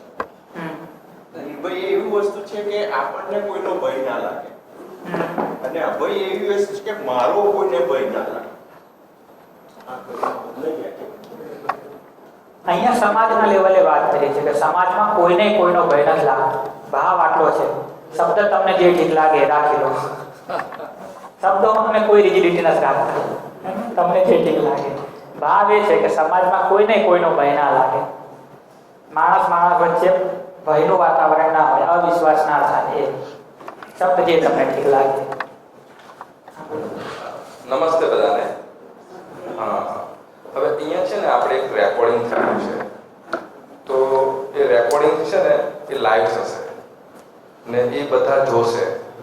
ત્યારે જ્યારે આપણે અહીંયા બોલીએ છીએ ને, કોમેન્ટ કરીએ છીએ મોટેથી, એ વસ્તુ શું ત્યાં ઘોંઘાટની રૂપમાં જશે. ત્યાં રેકોર્ડિંગમાં ઘોંઘાટ લાગે. આ જનકભાઈનો અવાજ તો પહોંચશે, મંદનભાઈનો અવાજ તો પહોંચશે, પણ તમે જે અહીંયા બોલો છો, અંદર જે કોમેન્ટ કરો છો, એ કશું ત્યાં સંભળાય નહીં. એટલે જ્યારે પેલો સાંભળતો હોય ને યુટ્યુબ પર, ત્યારે તમે શું પૂછ્યું એ ખ્યાલ ના આવે. એનો જવાબ પછી વંદનભાઈ આપે, એટલે એને મિસલીડ થાય. તો જે કંઈ આપણે અહીંયાથી બોલવું હોય, તમને કોમેન્ટ કરવી હોય, તો માઇક લઈને જ કરો, જેથી તમારો જે પ્રશ્ન છે એ એકદમ પહોંચે, એ પ્રશ્નનો સટીક જવાબ આપે.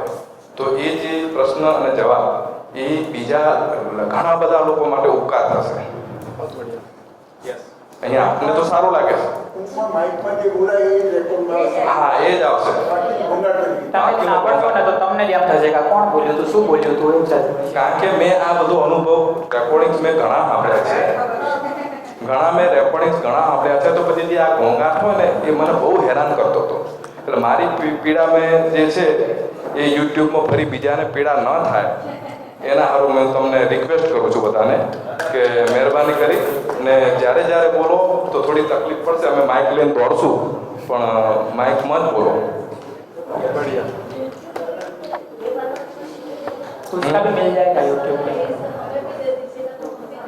शांति से 10 बार देख सकते हैं, इसीलिए अच्छा रिकॉर्डिंग आएगा तो हम सबको मजा आएगा. फिर जब सुनना है तब प्यार से हम ध्यान रख के सुन सकेंगे, वरना हमको हमारी गलती दिखाई देगी कि हम क्या कर रहे थे. क्या बात है. हाँ, थैंक यू. તો સમાધાન, સમૃદ્ધિ, અભય અને સહઅસ્તિત્વ ચારેમાંથી ચાલુ કરવું હશે તો ક્યાંથી શરૂ કરશું?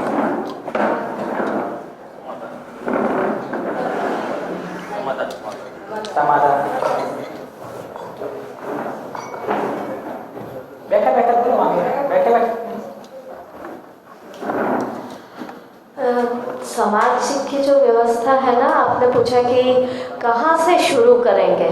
वैसे तो ये सारी चीज़ें एक दूसरे से संबंधित है ना. तो सबसे जो छोटी इकाई है वो है व्यक्ति.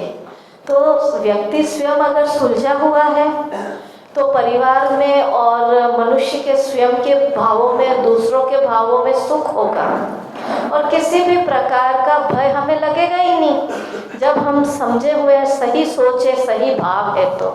और हमारा जो जीवन है वो प्रकृति और समाज के जितने भी सारे व्यक्ति हैं उन सब के साथ में सह अस्तित्व के साथ ही जीवन भी है और समाज भी है. तो શરૂ કરવું હોય તો એમ કહે છે કે સ્વયંથી કરીશું. કોઈને બીજું કંઈ લાગતું હોય તો બોલજો, હું આપણે સંવાદ જ કરીએ છીએ. તો હું તો એકદમ ખુલ્લો છું. તમે એમ કહેશો કે ના ત્રીજા નંબરથી ચાલુ કરો, સીધું સમાજ ઉપર કામ ચાલુ કરો, તો એ કહી શકો. આપણે એના પર ચર્ચા કરીએ. એમ લાગતું હોય કે ના પરિવારથી શરૂ કરવું જોઈએ, જો એમ લાગતું હોય કે ના પ્રકૃતિથી ચાલુ કરીએ, એના પર વાત કરીએ. સમાજને સારો બનાવવા માટે ક્યાંથી કામ ચાલુ કરશું? અચ્છા, જો એમ કહો છો વ્યક્તિથી, તો કયા વ્યક્તિથી? વ્યક્તિથી એટલે બીજા વ્યક્તિથી? મારાથી.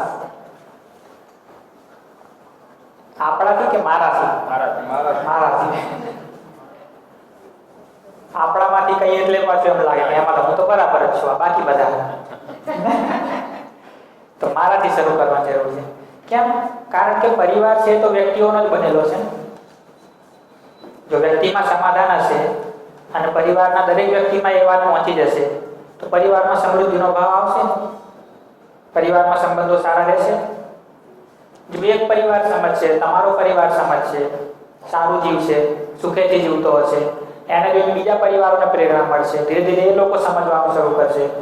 તો 2 પરિવાર, 10 પરિવાર, 15 પરિવાર, સમાજના બધા પરિવારો જો સુખી થઈ જાય, સમૃદ્ધ થઈ જાય તો અપરાધ કરશે કોણ? તો અપરાધનો કોઈ સ્કોપ જ બાકી નહીં રહ્યો. કોણ અપરાધ કરશે? મારામાંથી તમારામાંથી તો કોક છે ને કે જે અપરાધ કરે. તો દરેક માણસમાં સમજણ છે, દરેક પરિવારમાં સમૃદ્ધિ છે, તો અપરાધ બચ્યા જ ક્યાં? શાનો અપરાધ થશે? અને જો આખી માનવજાતિ બરાબર જીવવા માંડશે, આખી માનવજાતિ અભયપૂર્વક જીવવા માંડશે, આખી માનવજાતિ સમજણપૂર્વક જીવવા માંડશે તો પ્રકૃતિને હેરાન કોણ કરશે? પ્રકૃતિ બગડી છે તો પ્રકૃતિને બગાડી છે? બગાડી છે. 1-2 મહિના કોરોનામાં બધા ઘરે બેસી રહ્યા તો કેટલું સરસ થઈ ગયું બધું. તો પ્રકૃતિને સુધારવાની જરૂર નથી. શું કરશું સુધારી? શું કરી લઈશું સુધારવામાં? એનામાં જાતે તાકાત છે, સુધરી જશે, એના રીતે રિકવર થઈ જશે. આપણે ખાલી હળી કરીએ છીએ, બંધ કરવાની જરૂર છે. 1.5-2 મહિના શાંતિથી બેસી ગયા તો થઈ જ ગયું હતું બધું રેડી. તો જો આખી માનવજાતિ હંમેશા માટે સારું જીવવા માટે, વ્યવસ્થિત રીતે જીવવા માટે પ્રકૃતિ તો જીવે જ છે સરસ. એમને કોઈ શિબિરોની જરૂર છે? કૂતરા બિલાડા થોડી શિબિર કરવી પડે કે કૂતરું બિલાડું બનીને કેમ જીવવું? એ તો જીવે જ છે એમની રીતે. આપણે જ સમજીને જીવવાની જરૂર છે ને. તો અહીંયા સુધીનું કામ આપણે જો કરી લઈશું તો આ તો થઈ જ જશે. તો ક્રમ તો આ છે. 1 નંબર ઉપર શું? સમાધાન. 2 નંબર ઉપર સમૃદ્ધિ. 3 ઉપર અભય. અને 4 નંબર શાસ્ત્રી. હું કામ ચાલુ કરીશ તો 1 નંબરથી ચાલુ કરીશ. મારા પરિવારમાં ચાલુ કરાવડાવીશ તો ક્યાંથી કરીશ? પ્રેરણા આપીશ તો શેની આપીશ? 1 નંબરથી જ ચાલુ કરવાનું. એવું નહીં થાય કે મારું કામ પૂરું થઈ ગયું હવે ડાયરેક્ટ પરિવારમાં સમૃદ્ધિ લાવો. નહીં થાય, નહીં આવે સમૃદ્ધિનો ભાવ. મને એમ લાગતું હશે કે આ પડદા બરાબર જ છે ને, ઘરમાં 3 જણા લાગતું હશે, બદલો જ બદલો. ક્યાંથી આવશે સમૃદ્ધિનો ભાવ પરિવાર? તો પહેલી પડદા ઉપર ચર્ચા કરશું કે પહેલા સમજણની વાત કરશું? સમજણની વાત કરશું. તો ચાલુ કરીશું તો પણ ક્યાંથી કરીશું? બીજાના માટે ચાલુ કરીશું તો 1 નંબરથી. સમાજમાં ચાલુ કરીશું તો ક્યાંથી ચાલુ કરીશું? છેક 1 નંબરથી. તમને બધાને સમૃદ્ધ કેમ થવું એ શીખવાડ્યું કઈ અમે? વાત તો સમજણની જ કરીએ છીએ ને. તો સમાજમાં કંઈ કરવું હશે તો પણ સમાધાનથી જ શરૂ થશે. હા, તો એ જે હમણાં સમૃદ્ધિની વાત કરી, તો હું આ જીવન વિદ્યામાં 3-4 વર્ષથી જોડાયો છું. તો અમે જે બરોડા રહેતા હતા અમારા ઘરમાં, એ પેન્ટ હાઉસ છે, વેલ ફર્નિશ છે, વેલ ડિઝાઇન છે, એમાં બધી જ સુખ સુવિધાઓ બધી જ પૂરી છે. ને મીનવાઇલ મારું દવાખાનું દેવગઢ બારિયા છે. ત્યાં અમારું મકાન 70 વર્ષ જૂનું છે. એમાં બધા જૂના જાજરૂ, જૂના રૂમ, કલર બધા વ્યવસ્થિત નથી. પાછળ છેક તમને છેલ્લે જવું પડે જાજરૂ જવું હોય તોય. તો મને પોતાને એક મકાનમાં રહું છું આ સમજણ આવ્યા પછી, તો મને એમ લાગે છે કે બરાબર છે, ઠીક છે, કાંઈ વાંધો આવે નથી. પણ મારા પરિવારમાં મારી પત્ની, મારી આ ડોટર, એ બધાને એ સ્વીકાર્ય નથી. તો શરૂઆતમાં હું શું કરતો, મને ઠીક લાગતું હતું, બરોબર છે, તમને કેમ ઠીક નથી લાગતું એમ? તો મારો આગ્રહ છે કે તમે આ સમજે જ નથી કશું એમ. હું એકલો જ સમજી ગયો છું, તમે હાલ સમજતા નથી, મને ઘર બીજું કરાવવાનું બનાવવાનું કહો છો ને બધું, એવો વિરોધ થતો હતો મને એમના પ્રત્યે. પણ પછી ધીરે ધીરે મને સમજણ આવી, એ મને આ જે મને જે આ ઘરમાં સારું લાગે એ મને લાગે છે. એમની એ સ્વતંત્ર છે, એમને કેવું ઘર જોઈએ, એમને કેવી વ્યવસ્થા જોઈએ, એ એમની સ્વતંત્રતા છે. અને જ્યાં સુધી એ લોકો મારી એ સમજદાર નહીં થાય ત્યાં સુધી મારી એ ફરજ આવે છે કે એમની જે જરૂરિયાતો છે એ પૂરી કરવી. તો એના માટે જે નવા ઘરની વ્યવસ્થા કરવી, તો એ વ્યવસ્થાનો મને અંદરથી સ્વીકાર થયો. હવે એ જે કે એ રીતે બીજું મકાન બી બનાવવા હું તૈયાર છું. એ તો વાત શરૂ કરી તો સમાધાનથી કરીશું. વ્યક્તિ સમાધાની જ નહીં થાય અને પ્રયત્ન સમૃદ્ધિનો કરીશું તો અઘરું પડશે, અઘરું પડી જશે, પછી ઝઘડા થશે, જીદ થશે. શરૂઆત તો ગમે ત્યારે કરીશું તો સમાધાનથી જ થશે, અને સમાધાન થશે તો બાકીના સ્ટેપ ઉપર આગળ કામ થઈ શકશે.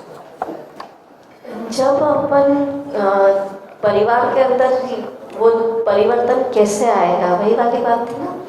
तो एक व्यक्ति जब उचित भाव और उचित समझ के अनुसार जब अपने परिवार में काम करेगा और सामने वाले ना समझ होकर के कोई ट्रीट कर रहे उससे भी सामान्य तौर पे लेकर के समाधान की तरह ही उसकी बातचीत होगी, सही समझ और सही भाव होगा, तो उसका व्यवहार देखकर ही स्वतः ही वो लोग समझ जाएंगे कि हमें ऐसा बनना है. ઇનફેક્ટ તમે કોની વાત સાંભળો, જેનું આચરણ બરાબર હોય એની, કે જે આડે ધડ જીવતો હોય આચરણ બરાબર હોય એની. તો આપણે જો એમ ફરિયાદ કરતા હોય પરિવારમાં મારું કોઈ સાંભળતું નથી, તો એનો મતલબ શું થયો કે નહીં? સિમ્પલ નિયમ છે ને ભાઈ, હું એની જ વાત સાંભળું જેનું આચરણ મને બરાબર લાગે. જેના આચરણમાં ઠેકાણું ના હોય, વાતો ડાઈ કરે, એની વાત હું સાંભળું છું, નથી સાંભળતો. તો મારા પરિવાર વાળા મારી વાત નહીં સાંભળતા, એનો મતલબ શું થયો? શું મતલબ થયો?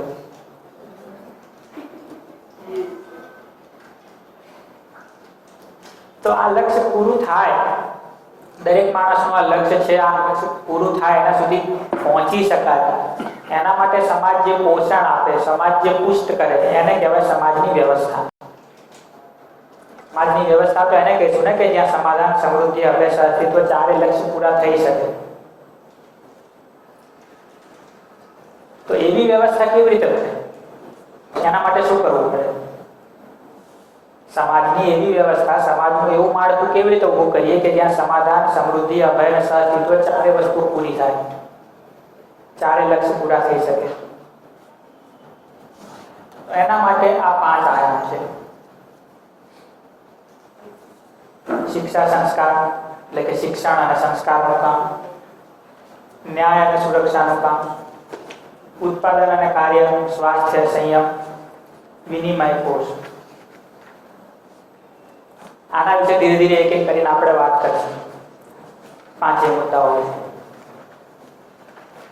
સમાજમાં એક સારી વ્યવસ્થા ઊભી જો કરવી હશે, સમાજના લક્ષ્ય સુધી, જે માનવ લક્ષ્ય છે ત્યાં સુધી પહોંચવું હશે અને જો સાકાર કરવું હશે, તો શિક્ષા સંસ્કારનું કામ વ્યવસ્થિત થવું જોઈએ. સાદી શિક્ષણ મળશે તો સમજણનું કામ થઈ શકશે.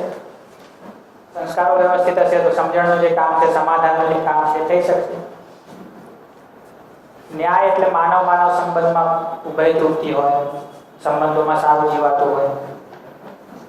સુરક્ષા એટલે પ્રકૃતિ સાથે પણ સારું જીવાતું હોય.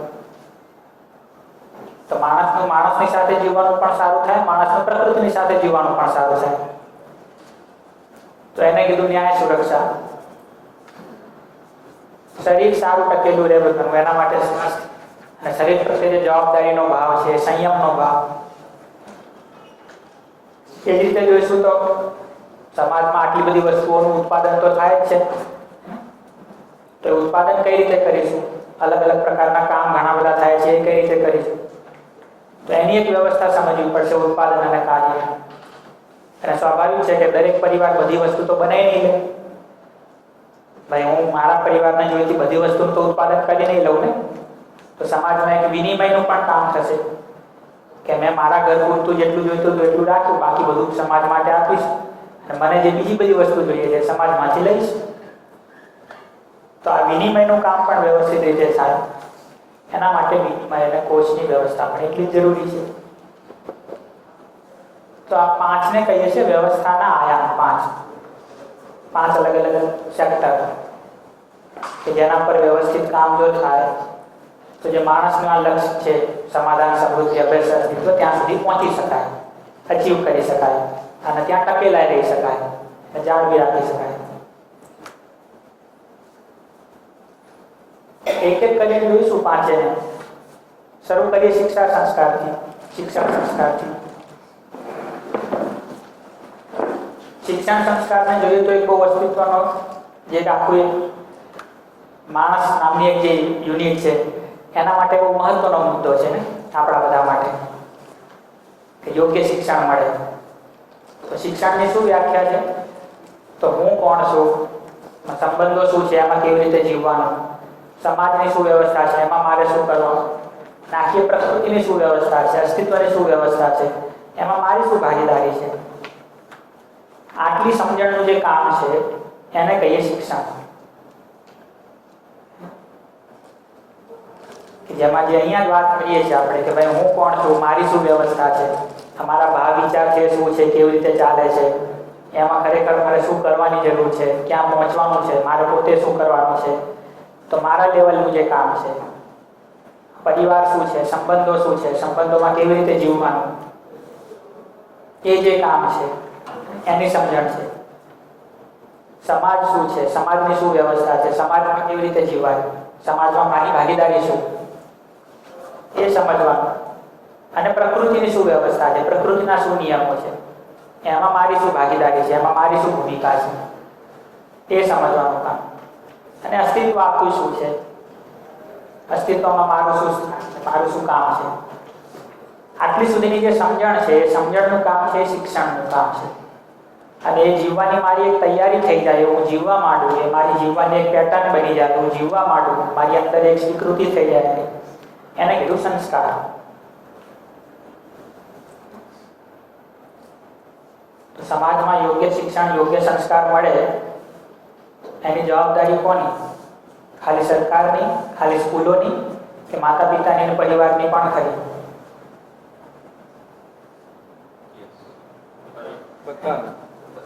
બધાની. પરિવારની પણ જવાબદારી ખરી કે નહીં?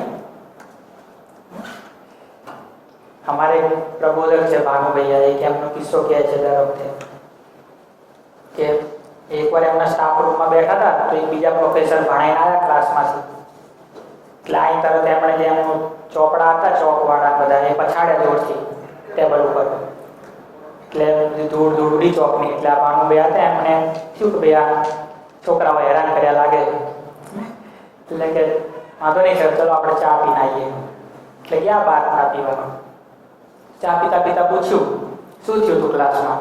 કે આ જોવો છોકરા આજકાલના મા બાપ એટલું નહીં શીખવાડતા કે આટલા મોટા પ્રોફેસર કઈ રીતે વર્તન કરે છે. કઈ વાંધો નહીં, પતી ગઈ ઘટના. થોડા દિવસો પછી ગામમાં એમને કંઈક કામ હતું, બજારમાં ગયા હતા તો સામે છોકરો મળી ગયો કોલેજનો, તો ઓળખી ગયો. એટલે કે સાહેબ ચલો ઘરે ચા પાણી કરવા. એટલે આ કે ચલો તો ઘરે બેઠા એના મમ્મી પપ્પાને મળ્યા તો મમ્મી પપ્પા કહેતા હતા કે છોકરો બરાબર છે ને સાહેબ અમારો? એ માનું કે ક્યાં સારો છે, કોઈ ફરિયાદ નથી, બરાબર છે, વ્યવસ્થિત ભણે છે. એટલે મમ્મી પપ્પાએ થોડું પછી આમ ક્યાં ચાલુ કર્યું, અમે છોકરાને ભણાવવા માટે કેટલું બધું મહેનત કરીએ છીએ, ઘરમાં એક જ એસી લગાવી શકતા હતા, તેમના રૂમમાં લગાવ્યું, અમારું બધું આ વેચ્યું પેલું વેચીને એમ કરીને એમની ફી ભરી, બહુ અમે કરીએ છીએ. ત્યાં નાનો છોકરો બહાર ગયો હશે રમવા સાયકલ લઈને, તો આવ્યો પાછો, તો આમ દરવાજામાંથી દેખાતું હતું કે આવ્યો, આવીને સાયકલ ઉપાડીને ફેંકી દીધી ખૂણામાં. અને પછી આ અહીંયા બેઠા હતા અને સામે મમ્મી પપ્પા બેઠા હતા, વચ્ચેથી સીધો નીકળીને રૂમમાં જઈને ધડામ કરતું બાયણું બંધ કરી દીધું. નમસ્તે, કાંઈ નહીં, પગે લાગવાનું કે કાંઈ નહીં. અને આ ત્યારે જ બન્યું જ્યારે વાત સંસ્કારોની ચાલતી હતી.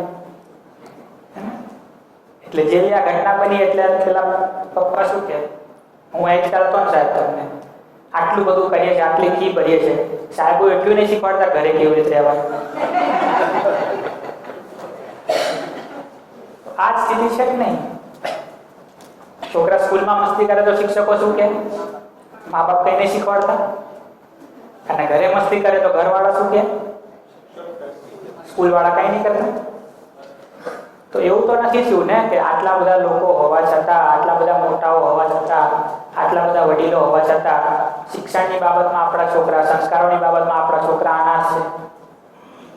એની જવાબદારી તો કોઈએ નહીં લીધી. ઘરવાળાએ એમ માની લીધું કે ફી ભરી એટલે સ્કૂલવાળા સમજાવશે, સ્કૂલવાળા એમ કે અમે તો પરીક્ષામાં પાસ કરાવીએ, આ બધું તમારે સમજાવવાનું હોય. તો આ સમજણ આવે, સમજણપૂર્વક જીવવાનું થાય, એની જવાબદારી આપણે તો લેવી પડશે ને. અને એ પ્રક્રિયાને જોઈશું તો કઈ રીતે થશે? તો વિરોધપૂર્વક, શાસનપૂર્વક થશે કે સંબંધના ભાવથી થશે? સંબંધના ભાવથી. ખાલી ઉપદેશ આપવાથી થશે કે આચરણમાં લાવવાથી થશે? આચરણમાં લાવવાથી થશે. ખાલી ઉપદેશ આપી દઈશું તો થોડું ચાલશે. આપણા જીવવામાં દેખાવું તો જોઈશે ને, કારણ કે બાળકો સાંભળી જેટલું શીખે છે એના કરતા વધારે તો જોઈ શીખે કે નહીં.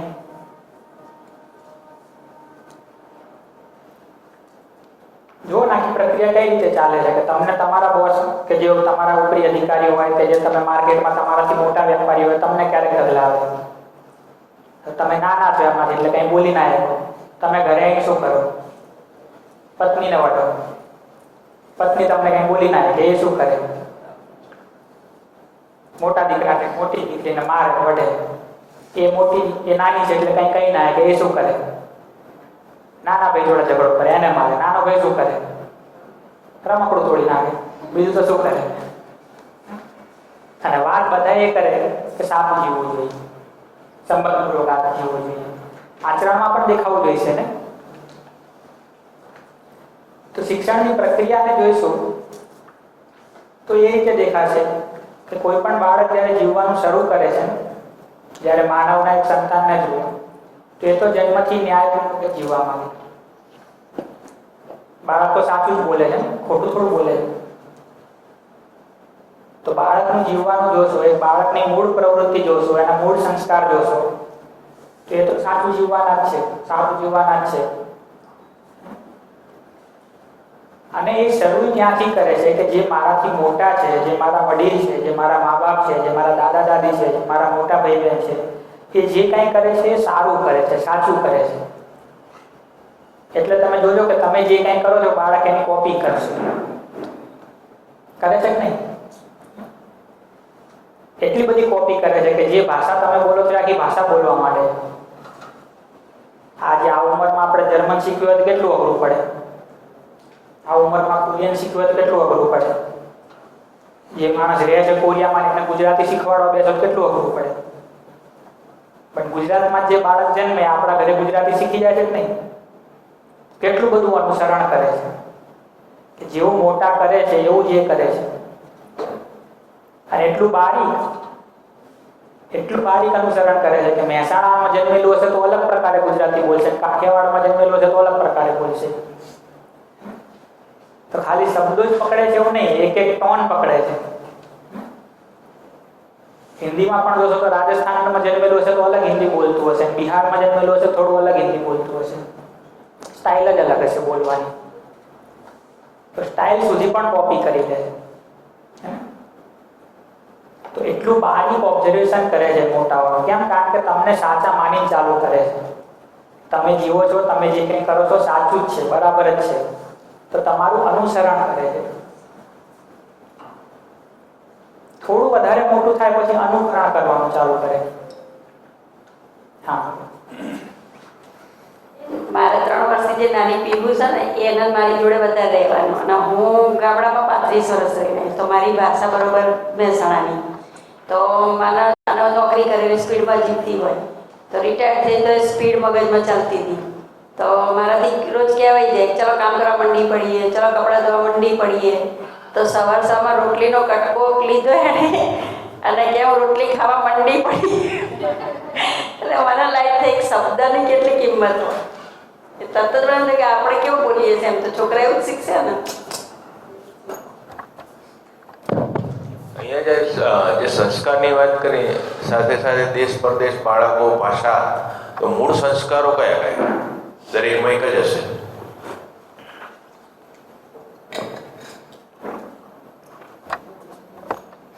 મૂળ સંસ્કાર જોશો તો એ કહું છું કે દરેક માણસ મૂળ મુદ્દે તો સુખી થવા માંગે છે. સુખી થવા માટે સારું જીવવા માંગે છે, સાચું જીવવા માંગે છે. તો દરેક બાળકનો મૂળ સંસ્કાર જોશો તો એ જ છે, ન્યાય છે. ગમે એટલા નાના બાળકને અન્યાય થશે સ્વીકાર નહીં થાય, એની જોડે ખોટું વર્તન કરશો તેને સ્વીકાર નહીં થાય. તો મૂળ સંસ્કાર તો છે ન્યાય, સાચું બોલવું, સાચું જીવવું, સારું કરવું. અને એ ખાલી ભારતમાં જોવા મળે, બધે જોવા મળે, ચેક કરી લો. એના પછી થોડુંક ડેવલપ થઈ એને જે નર્ચર કરી, જે એની જિજ્ઞાસા છે, જિજ્ઞાસા પણ દરેક બાળકમાં છે જ ને, કેટલા બધા પ્રશ્નો કરે. તો એની જે જિજ્ઞાસા છે એની બરાબર પૂર્તિ થાય. આ જે સમજણ છે સ્વયંથી લઈને આખી અસ્તિત્વની વ્યવસ્થા સુધીની, કે સમજણ એને મળી રહે, એ કામ શિક્ષણનું સંસ્કારનું છે. કે એની જે જિજ્ઞાસા દરેક બાળકમાં મૂળ મુદ્દે છે, જિજ્ઞાસા તૃપ્ત થાય. જે સાચી સમજણ આપવાની છે એ અપાય, કે ખરેખર કેવી રીતે જીવાય. તો એ કામ જ્યારે થશે અને ખરેખર થશે તો એ બધામાં કોમન દેખાશે. બાકી જે પદ્ધતિઓ છે, રીત ભાગ છે, એ બધાની અલગ અલગ હોય પ્રદેશ પ્રમાણે. કપડાં પહેરવાની સ્ટાઇલ અલગ હોય, બોલવાની સ્ટાઇલ અલગ હોય, નમસ્તે કહેવાની સ્ટાઇલ અલગ હોય, અલગ અલગ હશે. એમાં ભિન્નતા હશે.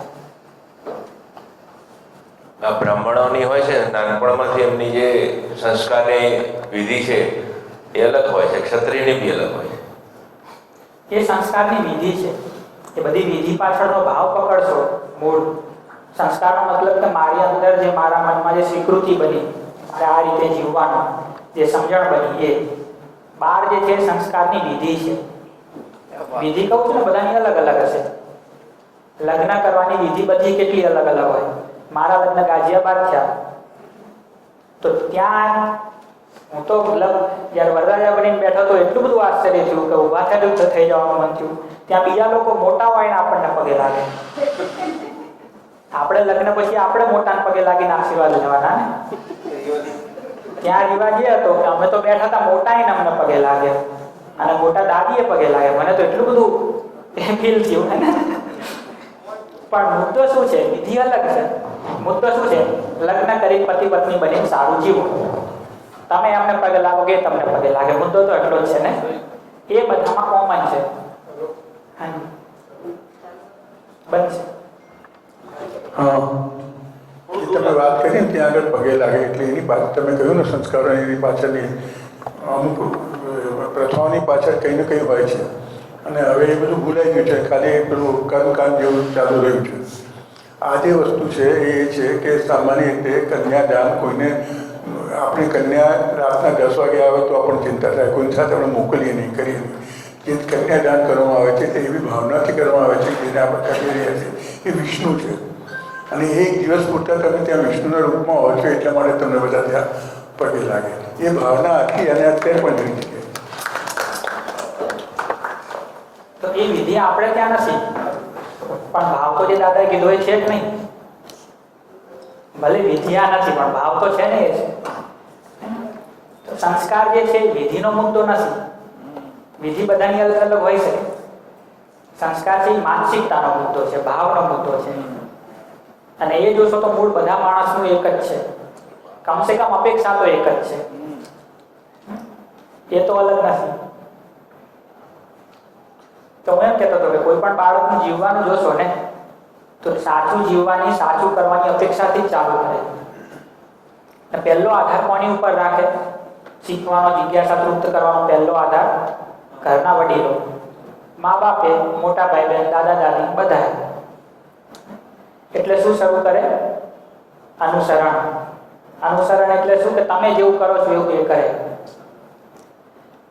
તમે મોબાઈલમાં વાત કરતા હોય જોઈ જાય તો પછી મોબાઈલ ખાલી ખાલી ક્યારેક પડ્યો તો એમને ઉપાડી નહીં હલો હલો કરતું, અનુસરણ કરે. એક ઉંમર સુધી અનુસરણ કરે. થોડુંક મોટું થાય એટલે એનું પોતાનું લોજિક ચાલુ થાય, એની પોતાની તર્ક શક્તિ ચાલુ થાય, એટલે પોતાનું કંઈક ઉમેરે અંદર. જેમ કે આ બોટલ એને ખોલતા જોયું હોય તો તમે આ રીતે બોટલ ખોલો છો તો અનુસરણ કરશે તો શું કરશે? એ ખોલવાનો પ્રયત્ન કરશે, પણ ઢાંકણું ફીટો ખાઈ ગયો હશે, ખુલશે નહીં. તો અનુસરણ કરતું હશે તો આમ કરીને મૂકી દેશે. અનુકરણ કરશે તો એના લોજિક લગાડશે, મોઢામાં નાખીને ખોલવાનો પ્રયત્ન કરશે, કે પછાડશે, કે કંઈક કરશે, કે ગમે એમ કરીને ખુલી જાય. તમે મેં બોટલ પછાડતા જોયા છે ક્યારે એને? તો કેમ જાતે બોટલ પછાડવા માંડ્યું? અનુકરણ ચાલુ કર્યું, કંઈક પોતાનું લોજિક લગાડ્યું. પલંગ ઉપરથી ઉતરવાનું હોય તો તમે તો પલંગ ઉપરથી ડાયરેક્ટ ઉતરી જાઓ. છોકરું ક્યારેક ઉતરવા માટે પહેલા તકીઓ નાખશે, પછી ઉતરવાનો પ્રયત્ન કરશે. તો પહેલા તકીઓ મૂકીને પછી ચડવાનો પ્રયત્ન કરશે. તમે એવી તકીઓ મૂકીને ચડો છો ક્યારે? તો તમારું જોઈને તો નહીં શીખ્યું ને, ક્યાંથી શીખ્યું? તો કાંઈક પોતાનું લોજિક ડેવલપ કર્યું, એને કહેવાય અનુકરણ. જોઈને તો કરે જ છે, વધારે કાંઈક કરે છે, પોતાની મેળે કાંઈક કરે. થોડુંક વધારે મોટું થાય પછી એને ભાષા સમજાય તમારી, પછી આજ્ઞા પાલન ચાલુ કરે. તમે કહો કે આ ગ્લાસ પાણીનો દાદા આપીએ તો લઈને આપ્યા. તમે કહો કે એમને ચમચી આપીએ તો આપ્યા. તમે કહો કે સાવણી મૂક્યા બહાર તો મૂક્યા.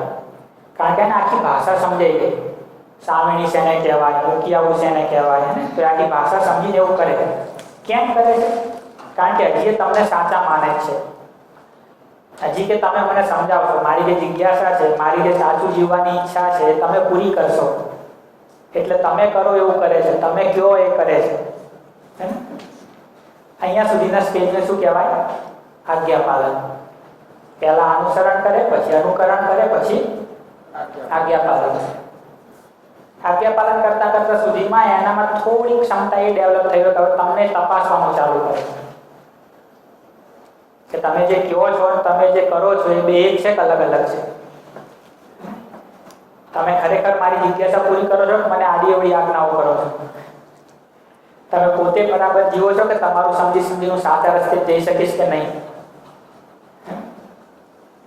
તો તપાસ કરવાનું ચાલુ કરે કે જે વડીલો જે કંઈ કહે છે, વડીલો જે કંઈ કરે છે ખરેખર સાચું છે કે નથી?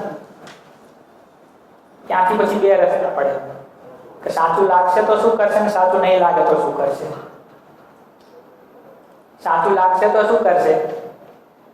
તમે જે એને આજ્ઞા આપો છો, તમારું જે જીવવાનું છે બે એક સરખું જ છે. એને એમ દેખાય છે કે મારા મમ્મી મારા પપ્પા જે કહે છે ખરેખર સાચું જ છે, ખોટે ખોટી આજ્ઞા નથી કરતા. કે એક બાજુ મને એમ કહે છે કે આપણે વેચીને ખાવું જોઈએ, બીજી બાજુ મને કંઈક સારું ખાવાનું આપ્યું ને ભાઈબંધ આવે તો લઈ લે છે કે પછી ખાશે. હવે જો આવું કરો છો તો દેખાશે કે ભાઈ વાત તો તમે સારું જીવવાની કરો છો અને મારા ભાઈબંધને તો આપવા ના પાડો છો. તો એ પ્રશ્ન થશે ને કેમ આવું?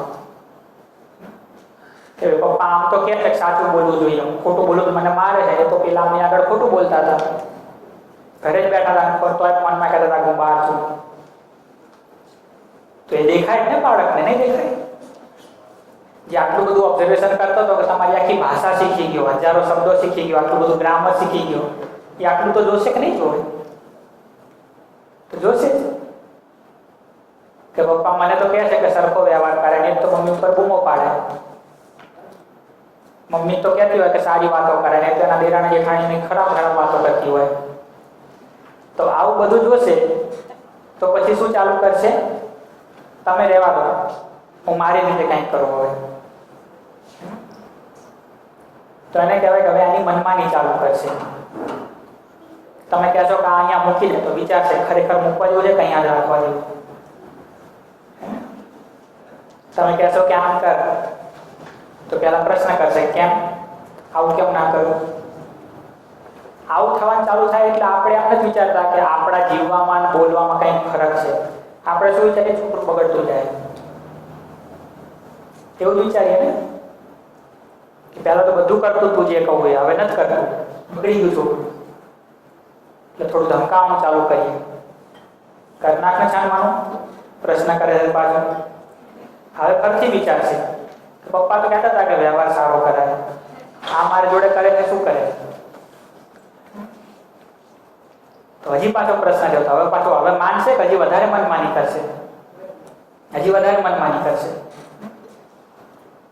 એક સમયથી વધારે મનમાની ચાલુ કરે ત્યાં સુધી સ્કૂલમાં આવી ગયું હોય, મોટું થઈ ગયું હોય, પછી વિરોધ કરવાનું ચાલુ કે ના ના મમ્મી આ વાત તો તમારી ખોટી. થોડો મોટો થાય એટલે બોલતા શીખે ને વધારે, થોડી હિંમત આવે. પપ્પા કહે કે આવું કરવું જોઈએ તો સામે કહી દે કે ના એવું ના કરે, મને નથી બરાબર લાગતું. એટલે મમ્મી પપ્પાને એમ લાગે કે આના ભાઈબંધો બગાડે છે, કે આજે એનું ગ્રુપ બની ગયું છે ને ફ્રેન્ડ સર્કલ આખું ખરાબ છે એ બગાડે છે, તો પેલાનો બધા જોડે ફરવાનું બંધ કરી દેતું. હવે આ વિચારે કે તો અહીંયા મને જિજ્ઞાસા જે મારી હતી એ તો પૂરી થતી નથી, આ જે મને બહાર સારા મળે એનાથી દૂર કરાવડે દેશ પાસે. તો વિરોધ ઓછો થશે કે વધશે? સાચી વાત છે.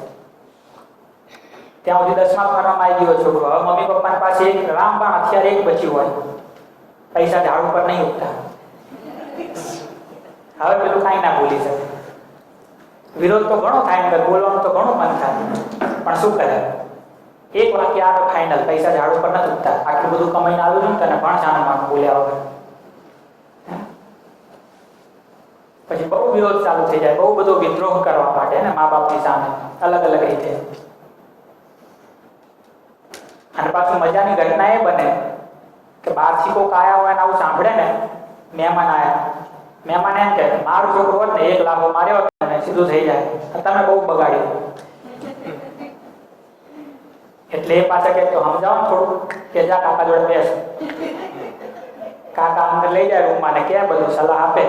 એક લેવલ સુધી તો સાંભળી લે, બહુ બધા થાય પછી કે કાકા થોડું તમારા ઘરે સમજાવો ને બધું, કારણ કે એમનું છોકરું આનું ભાઈબંધ જ હોય ને પાછું, કે તમારા છોકરાને તમારા છોકરીના લક્ષણો ખબર છે. કાકા બહાર નીકળે ધુમા પુવા થઈને પાછા ફરતી કહેતા હતા હાવ બગડી ગયું શું, આ કહેવા જેવું નથી હવે. હા હદ સુધી થઈ જાય એટલે મા બાપ પાસે એક જ વિકલ્પ વધે, શું? દાઢી વળગાડવાની, પરણાઈ દો. ચાહે છોકરો હોય છોકરી હોય, પરણાઈ દો. હવે ગમે એમ કરીને ક્યાંથી ગોતીને પરણાઈ દે, લગ્ન કરાવી દે. પણ એ ભૂલી જાય કે સામે પેલું આ પ્રક્રિયામાંથી પસાર થઈ નહીં સુધી પહોંચેલું વ્યક્તિ છે. સામે એ જે વ્યક્તિ છે કે એ ચાલુ કર્યું હતું ત્યાંથી, જિજ્ઞાસાથી, સત્યવક્તાથી, ન્યાયના યાચક હોવાથી અનુસરણ અનુકરણ કરીને એ અહીંયા સુધી જ આવેલી છે. એ બે ભેગા થાય તો સંઘર્ષની યુદ્ધની સ્થિતિમાં પહોંચેલા બે માણસો ભેગા થાય તો શું થાય? અચ્છા, બહુ જ્યારે નવી આવે ત્યારે તો થોડુંક એને એમ થાય તમે કેમ પપ્પાની સામે આવું બોલો છો, ના સારું લાગે. મમ્મીને કેમ આમ કરો છો, ના સારું લાગે. પણ 6-8 મહિનામાં છોકરી જોવે કે અહીંયા આવું છે જેવું મારે હતું, પછી એ બોલવાનું ચાલુ કરે કે મમ્મી આ તો ખોટું છે. અથવા છોકરા કહે કે પપ્પા આવું કેમ કરે છે, તો પેલાને એમ થાય જોયું હું ખોટો નતો, હું એકલો હતો બરાબર કે મારી મારો હતો. બીજાને એવું લાગે છે જ નહીં. પછી શું રસ્તો આવે? અલગ થઈ જઈએ આપણે, અલગ થઈ જાય. નોકરીના બહાને કે બીજા કોઈ કારણથી અલગ થઈ જાય. પોતાનું બાળક આવે એ ક્યાંથી ચાલુ કરે? એ જ પ્રક્રિયા પરથી ચાલુ કરશે કે નહીં? એ જિજ્ઞાસાથી ચાલુ કરશે આમનું બાળક. પણ સમાજની સ્થિતિ દિવસે દિવસે વધારે ખરાબ થતી જાય છે. નોકરી વધારે ટેન્શન વાળી થતી જાય છે, ટ્રાફિક વધારે થતો જાય છે, ભ્રષ્ટાચાર વધતો જાય છે. તો મારા મા બાપે જેટલું સહન કર્યું, જેટલી તાણમાં હતા, જેટલા સ્ટ્રેસમાં હતા, એના કરતાં હું વધારે સ્ટ્રેસમાં છું. પણ એમણે મારી સાથે જેટલું ખરાબ વર્તન કર્યું હતું, કદાચ હું મારા બાળક સાથે એનાથી વધારે ખરાબ વર્તન કર્યું. પણ ઈચ્છા તો મારી સારું જીવવાની હશે ને. કોઈ મા બાપ એવું વિચારે છે જે હું જીવ એનાથી ખરાબ જિંદગી આને આપું? એક બાપ બનીને કે એક મા બનીને મારી ઈચ્છા તો એ જ હશે ને કે મારી જે જિંદગી હતી એના કરતાં વધારે સારી જિંદગી આને આપું. પણ ધીરે ધીરે મારું છોકરું જ્યારે વિરોધવાળા સ્ટેજમાં આવે, આજ્ઞા પાલન ના કરે, ત્યારે મને ખબર પડે કે ભાઈ હું તો સારું જીવવા માંગુ છું, સારું જ કરવા માંગુ છું, બાળકનું ભલું જ ઈચ્છું છું, પણ આજ્ઞા પાલન નથી કરતું હોય ત્યારે પોતાના મા બાપ યાદ આવે કે એમની તો આ તકલીફ હતી કે નહીં. અને એ વખતે બહુ મન થાય કે હવે જઈએ મમ્મી પાસે પાછા, જઈએ પપ્પા જોડે પાછા, ક્યારેક જઈને વાત કરીએ. કોઈક હોય નસીબવાળા તો જઈને વાત કરી શકે, કોઈકને ખાલી ખોટો પડે.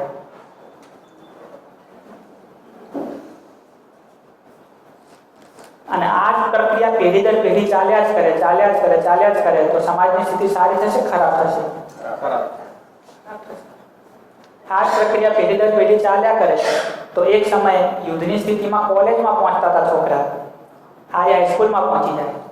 હાઈસ્કૂલ વાળા છોકરાઓ એ સ્થિતિમાં આવી જાય જ્યાં એક સમયે કોલેજ વાળા હતા. એક સમયે કોલેજમાં જઈને તમે પિતાજીને સામે બોલી શકતા હતા, આજે હાઈસ્કૂલમાં આવીને બોલી શકે. 2-4 પેઢી જશે પછી પ્રાથમિક શાળા વાળા બોલવા માંડશે તો હાલત વધારે ખરાબ થતી જાય. અને આપણને લાગે છે કે છોકરા બગડે છે. છોકરા બગડે છે કે શિક્ષણ સંસ્કારની પ્રક્રિયામાં ભૂલ છે? શું ભૂલ છે? કે જે અનુસરણ, અનુકરણ, આજ્ઞા પાલન વાળું સ્ટેજ છે એમાં આપણને લાગે છે કે હું કહી દઉં એટલું પૂરતું છે, કહી દઉં એટલું પૂરતું છે કે મારા જીવવામાં દેખાવું જોઈએ. કે મારું સાંભળી સાંભળી નથી જીવતું, મને જોઈ જોઈને જીવે છે. નહીં તો પોઝિટિવ રસ્તો શું થઈ શકે કે જ્યારે જાંચ પરખ વાળા સ્ટેજમાં આવે, જ્યારે ચકાસણી કરે તમારી, ત્યારે જો તમે સાચા લાગો કે ના મમ્મી જે કહે છે એ બરાબર છે, પપ્પા જે કહે છે એવું જીવે છે, એમના જીવવામાં દેખાય છે, મમ્મીના જીવવામાં આ વાતો દેખાય છે ને એનાથી મમ્મી ખુશ છે, મમ્મી સ્નેહથી જીવે છે બધાની સાથે ને એનાથી મમ્મી સુખી છે, પપ્પા બધાની સાથે વિશ્વાસપૂર્વક, સન્માનપૂર્વક જીવે છે ને એનાથી પપ્પાએ સુખી છે ને સમાજમાં પપ્પાનું માન છે. આવું જોઈને દેખાશે તો આજ્ઞા માનશે કે નહીં માને? માનશે. આજ્ઞા માનશે અને ધીરે ધીરે અનુશાસનમાં આવશે, ડિસિપ્લિનમાં આવશે, અનુશાસનમાં આવશે. પણ તમારે દર વખતે કહેવું નહીં પડે કે આવું કરો, એની જાતે કરવા માંડશે. અનુશાસનમાંથી સ્વાનુશાસનમાં આવશે કે તમે ઘરે ના હો, ઘરે મહેમાન આવ્યો હોય તો મહેમાન એમ જ કહી જાય છોકરા સારા હતા, કારણ કે એટલો વ્યવહાર સારો છે જ સ્વાનુશાસનમાં છે. કોઈ હોય કે ના હોય સારું જીવશે. અને સ્વાનુશાસનમાંથી સાચી સમજણ સુધી પહોંચી જશે. જે જિજ્ઞાસા છે એ તૃપ્ત થશે. જ્યાંથી ચાલુ કર્યું હતું, જે જિજ્ઞાસા હતી ત્યાંથી ચાલુ કર્યું હતું, ત્યાંથી એક સ્ટેપ આગળ વધતા જો સાચી પ્રક્રિયાથી શિક્ષણ સંસ્કાર થશે તો સાચી સમજણ સુધી પહોંચશે અને સારું જીવશે. અને પછી એ મા બાપ બનશે તો એમના બાળકોની શિક્ષણ પ્રક્રિયા કેવી કરશે? સારી જ કરશે. અને તમે કરી એનાથી વધારે સારી કરશે ને. તો જે પેલું પેઢી દર પેઢી વધારે ખરાબ હાલત થતી તેના બદલે શું થશે? પેઢી દર પેઢી વધારે સારી હાલત થશે. જે વસ્તુ તમને કોલેજમાં સમજાણી હતી એ વસ્તુ એને હાઈસ્કૂલમાં સમજાઈ જશે. જે વસ્તુ તમને લગ્ન કર્યા પછી સમજાણી હતી એને લગ્ન કર્યા પહેલા સમજાઈ જશે. હે? તો પેઢી દર પેઢી માનવ સમાજ વધારે સારો થતો જશે. તો આ આખી શિક્ષણ અને સંસ્કારની પ્રક્રિયા છે, જેને જો સમજીએ તો દરેક માણસમાં જે સમાધાનનું કામ છે, દરેક માણસમાં જે સમજણનું કામ છે તે સુનિશ્ચિત કરી શકાય.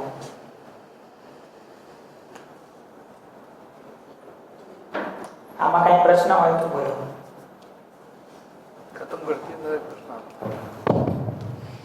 સાહેબ, શરૂઆત પોતાનાથી શરૂ કરી, બરાબર? પછી મા બાપ આવે, પછી ત્રીજા નંબરમાં શિક્ષકો આવે, ચોથા નંબરમાં રાજકીય પુરુષો આવે, પાંચમા નંબરમાં સાધકો આવે. આ પાંચે બી શરૂ થાય, શિક્ષકોને બી જરૂર છે, જોડે જોડે રાજકીય નેતાઓને બી જરૂર છે. જો આખું વિશ્વ લેવું હોય તો કેટલા અંશે કરી શકાય? જરૂર તો બધા લેવલે છે, અમે શિબિરો તો બધા લેવલે કરીએ જ છીએ, પણ હું કહું છું એમ કે ભૂલ ખાલી એટલી જ થાય છે કે જે લેવલે શિબિર કરીએ એને જેવું લાગે કે પેલા અમને જરૂર છે, પેલા એમ લાગે કે પેલા અમને જરૂર છે, તો કઈ ના થાય. એના માટે તો બધે કરવાની જરૂર છે. શિક્ષકોનું બી અનુસંધાન ચાલુ હોય જોડે જોડે એમને બી જરૂરિયાત છે કે એ જ રૂપે આપવાના. બરોબર. બીજા નંબર રાજકીય પુરુષોનો બી આખો વિભાગ ઉભો કરો. પ્રયત્ન તો બધી બાજુ ચાલુ જ છે. સૌથી વધારે પ્રયત્ન શિક્ષણમાં જ ચાલુ છે એવું પણ કહી શકાય, કારણ કે શિક્ષણમાંથી તો બધા ભણી છોકરાઓ આગળ જઈને કંઈક કરશે, એમાંથી જ કોઈ રાજનેતા બનશે, એમાંથી જ કોઈ વકીલ બનશે, એમાંથી જ કોઈ જજ બનશે. શિક્ષણ ઉપર તો વધારે ભાર છે જ એટલા માટે. પણ જેમ કહું છું ને કે બાળક સ્કૂલમાં તો 5 વર્ષે 7 વર્ષે જાય, એના પહેલા ઘરમાં કેટલું બધું શીખી ગયું. એક ભાષા તો શીખી ગયું ને, એક ભાષા શીખી કે નાનું કામ થોડું. કેટલા બધા સંસ્કારો તો ઘરમાંથી જ મળી ગયા, પછી સ્કૂલમાં ગયું. મા બાપની પણ એટલી જ જવાબદારી છે, દાદા દાદીની પણ એટલી જ જવાબદારી છે. તો આમાં મારી પણ જવાબદારી છે એ સમજાય, અને મારી શું ભૂમિકા છે જે મેં શરૂઆતમાં કીધું હતું કે આમાં મારે શું કરવાનું એ સ્પષ્ટ થાય ને એની ઉપર કામ કરીએ તો જ સમાજ બદલાશે. ભાઈ હું એમ કહું હું અહીંયા ખુરશીમાં બેસી રહું, તમે કોઈ જઈને સમાજ બદલીને આવો તો નહીં બદલાય. મારો શું રોલ છે, મારી શું ભૂમિકા છે, મારું શું કન્ટ્રીબ્યુશન છે. અને આ વાત કેવી છે કે આ તો ઘરની વાત છે, શિક્ષણ સંસ્કારની વાત. તો આમાં તો આપણું કન્ટ્રીબ્યુશન દેખાય છે કે હું શું કરી શકું. ત્યાંથી ચાલુ કરવું પડશે કે હું શું કરી શકું. જે મને મળ્યું એ તો સાચવી જીવવામાં લઉં, પછી બીજે ફેલાવું.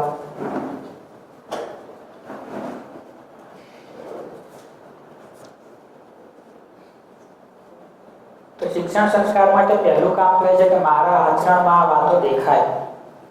સિલેબસ ભણાઈ દેવાથી નહીં થાય કાંઈ. હું એક સિલેબસ બનાવીને ભણાવી દઉં ક્લાસમાં, એનાથી પૂરું થઈ જશે કામ. પણ મારા પણ આચરણમાં દેખાય, મારા જીવવામાં દેખાય, અને મારા આચરણથી શીખે, અને વાત પણ સારી થાય તો લાગુ પડે.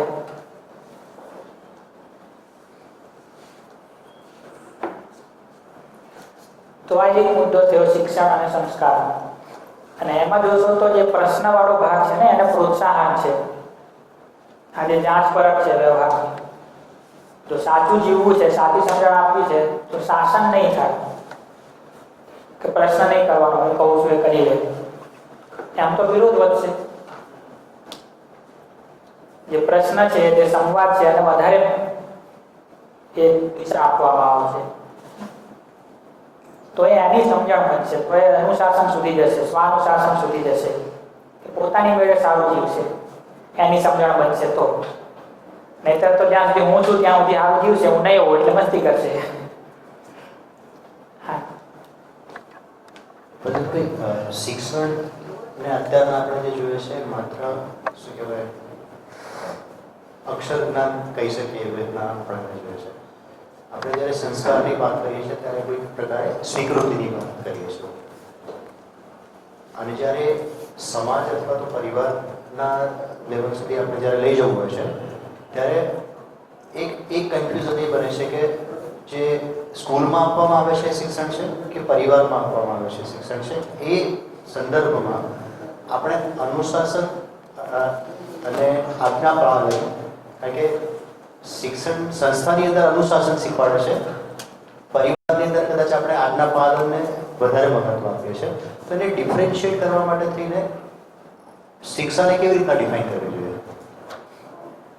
શિક્ષણ એને કહીએ છીએ, અહીંયા તો એને કહીએ છીએ કે આજે મારી પોતાની જે એક સમજણ છે કે હું કોણ છું, મારા ભાવ વિચાર કંઈક જે છે શું છે, એને હું કઈ રીતે સાચી દિશામાં લઈ જઈ શકું, સંબંધો શું છે એમાં હું કેવી રીતે જીવું, સમાજ શું છે, સમાજની વ્યવસ્થા શું છે એમાં મારી શું ભાગીદારી છે, પ્રકૃતિના નિયમો શું છે એમાં મારી શું ભાગીદારી છે, આખું સંસાર છે, આખું અસ્તિત્વ છે એ શું છે, કેવી રીતે ચાલે છે, શું વ્યવસ્થા છે, એમાં મારે શું કરવાનું છે, એની જે સમજણ છે એ શિક્ષણ છે. અને એ જીવવા માટે જે મારી તૈયારી થવી જોઈએ જે મારી અંદર એક સ્વીકૃતિ થાય, મારી અંદર એક વાત ચાલવાની શરૂ થાય, એ જે કામ છે એ સંસ્કારનું કામ છે. શિક્ષણ સંસ્કાર બંને કામ ઘરમાં પણ થશે અને સ્કૂલમાં પણ થશે. એવું નથી કે એક સ્કૂલમાં થશે ને એક ઘરમાં થશે. થશે તો સમાજમાં, પરિવારમાં છે. બંને કામ સ્કૂલમાં થશે બંને, કારણ કે શિક્ષક જે ભણાવે છે એટલું જ બાળકો નહીં જોતા ને, શિક્ષકનું એ આચરણ તો જોઈને શીખે જ છે. શિક્ષક જેવા કપડાં પહેરે એવા કપડાં પહેરવાનું છોકરાઓને મન ક્યારેક થાય જ છે. તો શિક્ષણ સંસ્કારના બંને કામો ઘરમાં થશે, પરિવારમાં થશે. હવે વાત રહી છે આજ્ઞા પાલનની અને અનુશાસનની. સ્કૂલમાં જે કરાવડાવે છે તો એક પ્રકારની લાદેલી ડિસિપ્લિન છે. અહીંયા જેને અનુશાસન કહીએ છીએ એને કહીએ છીએ કે પોતાની સ્વીકૃતિથી આપમેળે એવું જીવે છે, એને અનુશાસન કહે છે. આપણે અનુશાસનના નામે જે કરીએ છીએ શાસન છે, અનુશાસન નથી. એ શાસન છે કે હું કહું છું એટલે કરવાનું, નહીં કરીશ તો દંડ મળશે, હું કહું છું એમ કર, નહીં કરીશ તો સજા થશે. એ શાસન છે. અનુશાસન તો એ છે કે હું એકવાર કહું છું બેટા આમ કરવું જોઈએ, એની સમજણથી કહે છે કરવું જોઈએ, એને કરી લે છે, તો એ અનુશાસન છે. અનુશાસન સુધી પહોંચે કઈ રીતે? જે આજ્ઞા પાલન છે, જે આગળના બધા સ્ટેજ છે, અનુસરણ, અનુકરણ, એ બધામાં તમારું બરાબર ટીક માર્ક વાગ્યું હોય તો અનુશાસનમાં બાળક એનું મેળે આવી જાય. તો અનુશાસન પણ પરિવારમાં છે. મોટાની સાથે કેવી રીતે વર્તન કરવું, ભાઈ બહેન સાથે કેવી રીતે જીવવું, મિત્રો સાથે કેવી રીતે જીવવું, આ બધી વાતો પરિવારમાં અનુશાસન રૂપે છે. એની સમજણથી છે તો અનુશાસન છે, એની સમજણથી નથી તો શાસન કરવું પડે કે તારે આમ જ કરવાનું. તો અનુશાસન ને આજ્ઞા પાલન બંને પણ સ્કૂલમાં છે અને ઘરમાં છે. સમજવાનું એટલું છે કે શાસન ના થઈ જાય, અનુશાસન બનેલું છે. અને એના માટે મારું આચરણ સારું હોય અને મારી આજ્ઞાઓ વ્યવસ્થિત હોય. ઘણા બાળકોની એ ફરિયાદ હોય મારે આજ્ઞા પાલન તો કરવું જ છે, પણ તમે દિવસમાં 1000 આજ્ઞાઓ કરો તો કેટલું કરવું? પછી થોડુંક મને તો મારી રીતે જીવવાનું. તો કેટલી આજ્ઞા કરવી, કેવી રીતે કરવી, શું કહેવું, શું ના કહેવું, આપણે બધા સમજવાના હોતા છે. આપણને એમ કે વાતે વાતે ટોક્યા કરીએ, વાતે વાતે કર્યા અને બોલ્યા જ કરીએ કે તું આમ ના કરીશ, પગ સીધો રાખ, આવું ના કરીશ, મૂકી દે, તૂટી જાય. એટલી બધી આજ્ઞાઓ કર્યા કરીએ કે પેલું બિચારું છોડીને ભાગી જાય પછી કે તમે બોલે રાખો, નહીં માનવું મારે. તો આજ્ઞા પાલન પણ એક સમજદારીનો મુદ્દો છે ને, કે કેટલી કરવી, કેવી રીતે કરવી, ક્યારે કરવી, એમાં પણ મા બાપની સમજણ દેખાય. તો આજ્ઞા પાલન અને અનુશાસનને સાચા અર્થમાં જોઈશું તો આ મતલબ છે.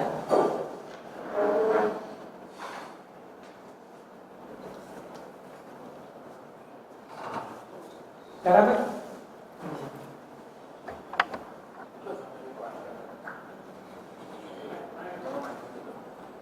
હા, કઈ થઈ ગયું તો બ્રેક કરી લઈએ.